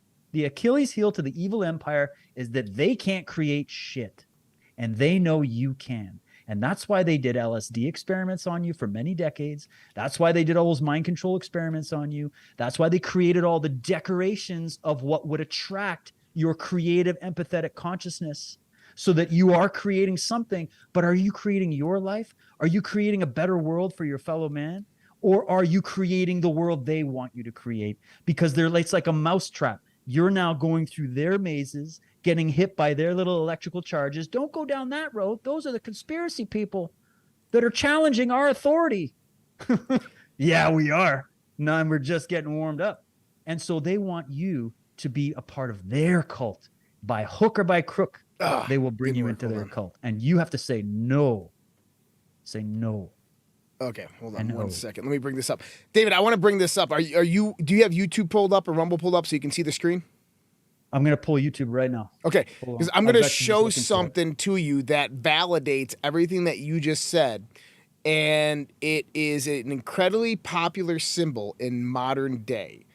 And I want to break this down for everybody just a little bit, okay? In the sense of how they've hijacked your traditions. They've taken and perverted and inverted various different symbology. And when you see this symbol, everybody's going to be like, I know what that is. Now, in the 1960s, when a lot of this psychological research was actually happening, the LSD test, the Travis Stock Institute, all these different things, MK Ultra, is they realized how to basically begin the manipulation process of human beings. A lot of this came out of Laurel Canyon in California. And Laurel Canyon. Right, Laurel Canyon, right? Laurel Canyon. And they started basically putting media campaigns out there to bring people to these points of ignorance and nescience about our traditions, our history, and so on and so forth. One of the ways that they did this in the 1960s was by making the NFL, which was becoming and growing in popularity, on Sundays. What this did is it began to pull the male parent out of church and out of the household and begin the destructuring of the nuclear family. Now, if I asked anybody 3 years ago, the reason I say 3 years ago is because the team has changed cities. What was the most popular team in the NFL that was absolutely horrible at football, but it was still the most popular team in the NFL, primarily to minorities, and sold the most merch? I honestly don't know. I wasn't a football fan. I was watching the Blue Jays back then. Was it the 90s? Oakland Raiders. Oakland Raiders. Now, check out their symbol. Okay, I got it right here. Oh my God. So you got your shield. You got the X marks the jack. spot, the two swords. You got the black eye patch on the right eye. You have the black line over the helmet covering up the third eye. His left eye is closed also. His left eye is closed also. This is representing the ignorance of humanity, the hijacking of humanity, as well as it is in the three-pointed shield, representing now the shield is of blackness, so there's no protectors over the realm, that they rule over the realm of protection, that they have hijacked the mysteries, they have severed the head, X marks the spot, control the zodiac, they have sealed the eye, they have covered the knowledge. How symbolic is that? That's incredible. And as I'm looking at it, who were the first raiders? They were pirates, the piratical families. This is what your politicians are doing to you now. This is what these royal elites, this is what these banksters, this is what all these cabals, whatever you want to call them, this is what they do. They plunder, they raid, they steal, they thieve, and they don't give a shit about it. And you're right. If they're trying to distract, because what is your attention? Your attention. We're paying attention right now, right? Hopefully, right. Hopefully we haven't been too boring. You're paying attention, which means your consciousness is zeroing in. You're listening to people talk. But if they can deviate your attention to something that isn't going to benefit your life, I'm hoping this knowledge, if anything else, at least I hope somehow it benefits you. Like that's my goal, is to communicate it to you, right? Otherwise, what would be the point? But if they're trying to deviate your attention from things that really would matter to you, of you actualizing your potential and making something of yourself, and having your own wealth and your own life and your own freedom, and you can deviate the attention to something. There's nothing wrong with sports. I like to zoom out on the sports once in a while. But what you've seen is they knew how to create an obsession out of it. Mm-hmm. Where, again, the Sunday, there's your sun, the moon day, Monday, right? You can go through. Sunday was the day of rest, the day of worship, the day of venerating the divine. And no matter what culture some cultures do Saturday, it doesn't matter, but they take the sacred day, especially in the West, and they turn it into a sports extravaganza day. Dude, and so now your attention has been deviated to them instead of what you should be focusing on. Okay. So do you remember earlier when you were talking about the Star of David and you said it's actually the Star of Aton? Right. And this is where the Adonis come from. Now, what is the Day of Atonement? The Day of Atonement? Yeah. Do you know that? You know what the Day of Atonement is? It's the Sabbath. Oh, okay. Yeah. Saturn Day. What is the symbol of Saturn? The same star. I love the parallels and the connection. The Day of Atonement, Aton, A-T-O-N. Atonement. Yep. The Adonis, the Day of Atonement, Saturday, the Sabbath, Saturn, and the connection to the Star of David, the Star of Atonement. Dude, it's just how you can connect this shit. It just blows my mind. And it's not just, some people will say, well, when it comes to symbolism, you're just reading into it. You're superimposing your worldview on the symbol. Mm-hmm. You could always make that argument. However, it's when you take the time to learn what these symbols meant to ancient peoples originally, and then what they mean to these alpha lodges and these elites. And that's the difference. And you can track it. There are people that track this stuff. Nicholas Hagar, Michael Tessarian, all these people, they spend their lives, they use their creative energy to track these people and then document it. And then you can go verify it for yourself. So the thing about these tyrants is they do love to brag, don't they? Mm-hmm. I mean, why conquer the world unless you can get some kudos for it? What would be the real point? If you're just getting the applause in secret somewhere, like you have to have ways, if you're a megalomaniacal psychopath, of getting remember, these people want your worship. What is hold on. Because it's interesting the perspective of the English language, especially when we start talking about King James English versions interpretations of the Bible, like words like worship. Now, what's a worship in modern day if we're going to talk about military? You would know about this. Well, I was in the United States Navy, and a warship is the defensive mechanism of the waters. Now the Queen rules over the waters, which rise above the land, right? The law of water rises above the law of land, which means that the Queen is above the people, okay? She is the head of the Garter, okay, the Knights of Garter, which is representative by the water. We had the blue color we were just talking about earlier, okay? So when we start to think about this is,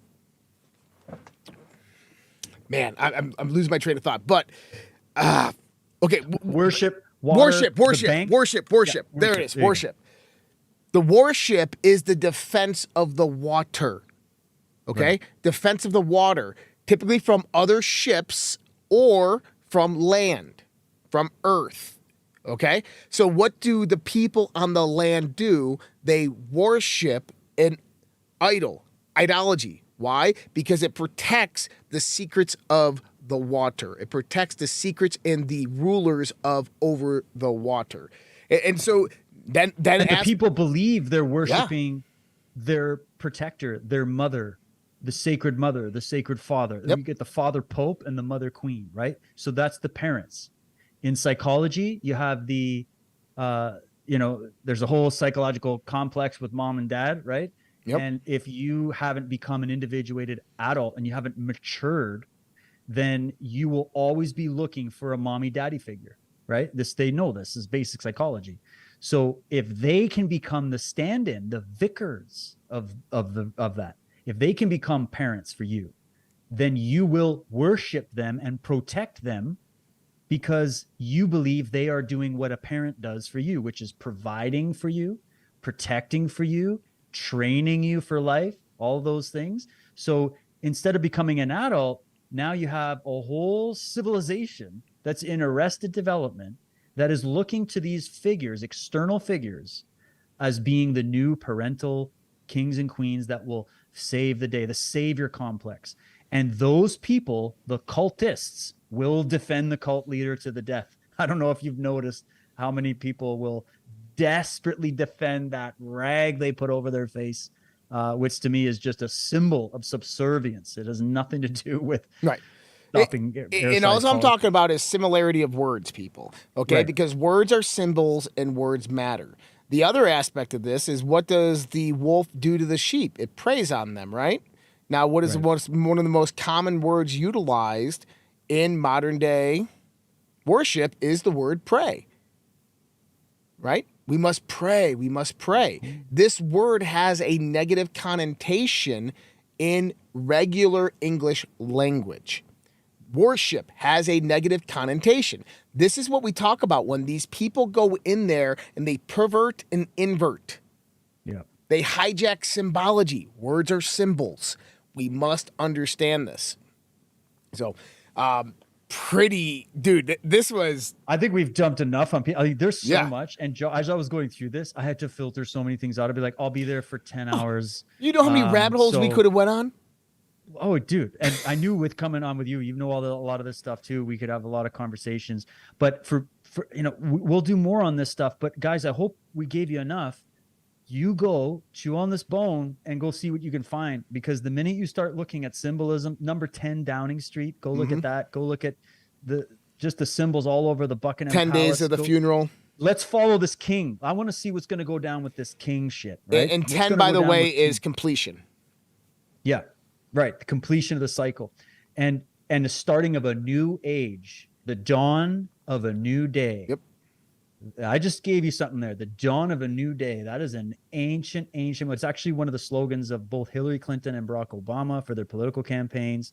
It's used in all kinds of commercials. It's an ancient motif. It's a communist thing with the communist symbol as well. The dawn of a new day. Again, just start. You're going to pull a thread. It's going to become a rope and then a chain. And then you're going to have all kinds of stuff pulled into your living room, but keep following up on it. Nobody has the final word on it, but just keep an open mind and let's investigate this together. Let's track all this stuff together and see what happens. And a good thing to start tracking is, yes, the symbols, yes, the phrases, yes, the little freaky deaky ritual ceremonies, but track the dates that things happen, the dates and the timestamps. If people could get out there and start doing that, of when, like right now, everybody should be all over the exact date and time that the announcement was made of the Queen's death, and then the exact date and time of when they are going to crown the new king, and just keep doing that, because the reason I'm saying to do that is because these people follow those things, and you'll start to be able to see patterns. And then when certain Olympic closing ceremonies, or the opening of this or that, or the new film comes out, or whatever, or world events, or terrorist attacks, or new virus release dates, or new vaccine rollout dates, pay attention to it, because these people are very ritualistic and they're trying to get you in on the ritual. And if we track them and notice the pattern, you can find out a lot from that. So that's my recommendation. I'm looking up the coronation date for King Charles right now. When will officially be crowned? I believe it's within that 10 days, but I would assume it would have happened on the new moon. Yeah, he'll have an official. I bet you it's kind of like a. Yeah, they'll have a ceremonial, official. The public one. Yep, the public one. But yeah, guys. So for everybody out there on the social red pill, if you don't know what that is, socialredpill.com. It's our private social network. If you guys wanting to jump on a chat, we're not going to do a YouTube after chat. So no YouTube after chat, which is a private after chat. We are going to do, or I'm at least going to do it. I don't know if David wants to join, but I'm going to go on there. I'm going to open up the Zoom on socialredpill.com. I'm going to throw that link out to everybody on the platform who's a member, and we can all jump in the Zoom and we can have some fun after talk and after chat. I'm going to probably have a drink or something, because after that show, I need one. I got like 1,000 tabs open, tons of notes. I got all my notebooks out now.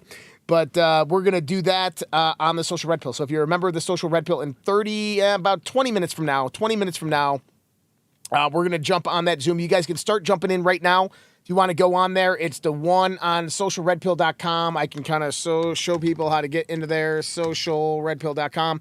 If you go into the socialredpill.com and you log in, all right, you log into the socialredpill.com. If you go on the left-hand side where it says events right there, events, you click on that events tab, you're going to see Social Red Pill Zoom, Social Red Pill Zoom. You click on that, and it's going to open up a Zoom link, and you can go in there, open that up, and that should be available to everybody. Either way, I'm going to put the link in the feed bar so everybody has that and everybody can join in. So if you're on the Social Red Pill, you guys want to do it after chat, we'll be doing it on there, but there will be no live YouTube streaming tonight on that after chat. But it'll be open to everybody on the Social Red Pill. So just encouragement to go out there, join that. And David, much love, man. That was freaking awesome. Absolutely that was fantastic. Fun, man. Thank you so much. I honestly would love to come on an after it's chat. Late. I've got to take care of my kids. But guys, thanks for having me, Josh. Thanks for having me. Just on a wealth of knowledge. Let's keep meeting of the minds, figure all this stuff out. Let me know if there's any good questions or comments in your after chat, Josh. Will do. And I look forward to seeing you. If you guys want to follow my podcast, my work, you can get me at DWTruthWarrior.com. It'll lead you to all the different places. If you want to check out my new documentary series that's focusing on the ancient occult roots of the Western or the modern medical industrial complex, the series is called The Cult of the Medics. I put it out for free. 8 chapters is out there right now. You can download it, you can watch it, you can share it. Yep. And if you want to get literally the gem of archives of this type of knowledge and information that you literally can't find anywhere else, you can go to our premium Mystery School online with Michael Desarian. unslaved.com. There's a treasure trove of stuff there. And that's where you can find all my work. But thank you, Josh. Thanks, everybody, for tuning in. I hope I gave you guys some things to think about today. Awesome, David. And then for everybody out there, his links are in the chats as well. They are linked up in the description on whatever platform that you're watching on.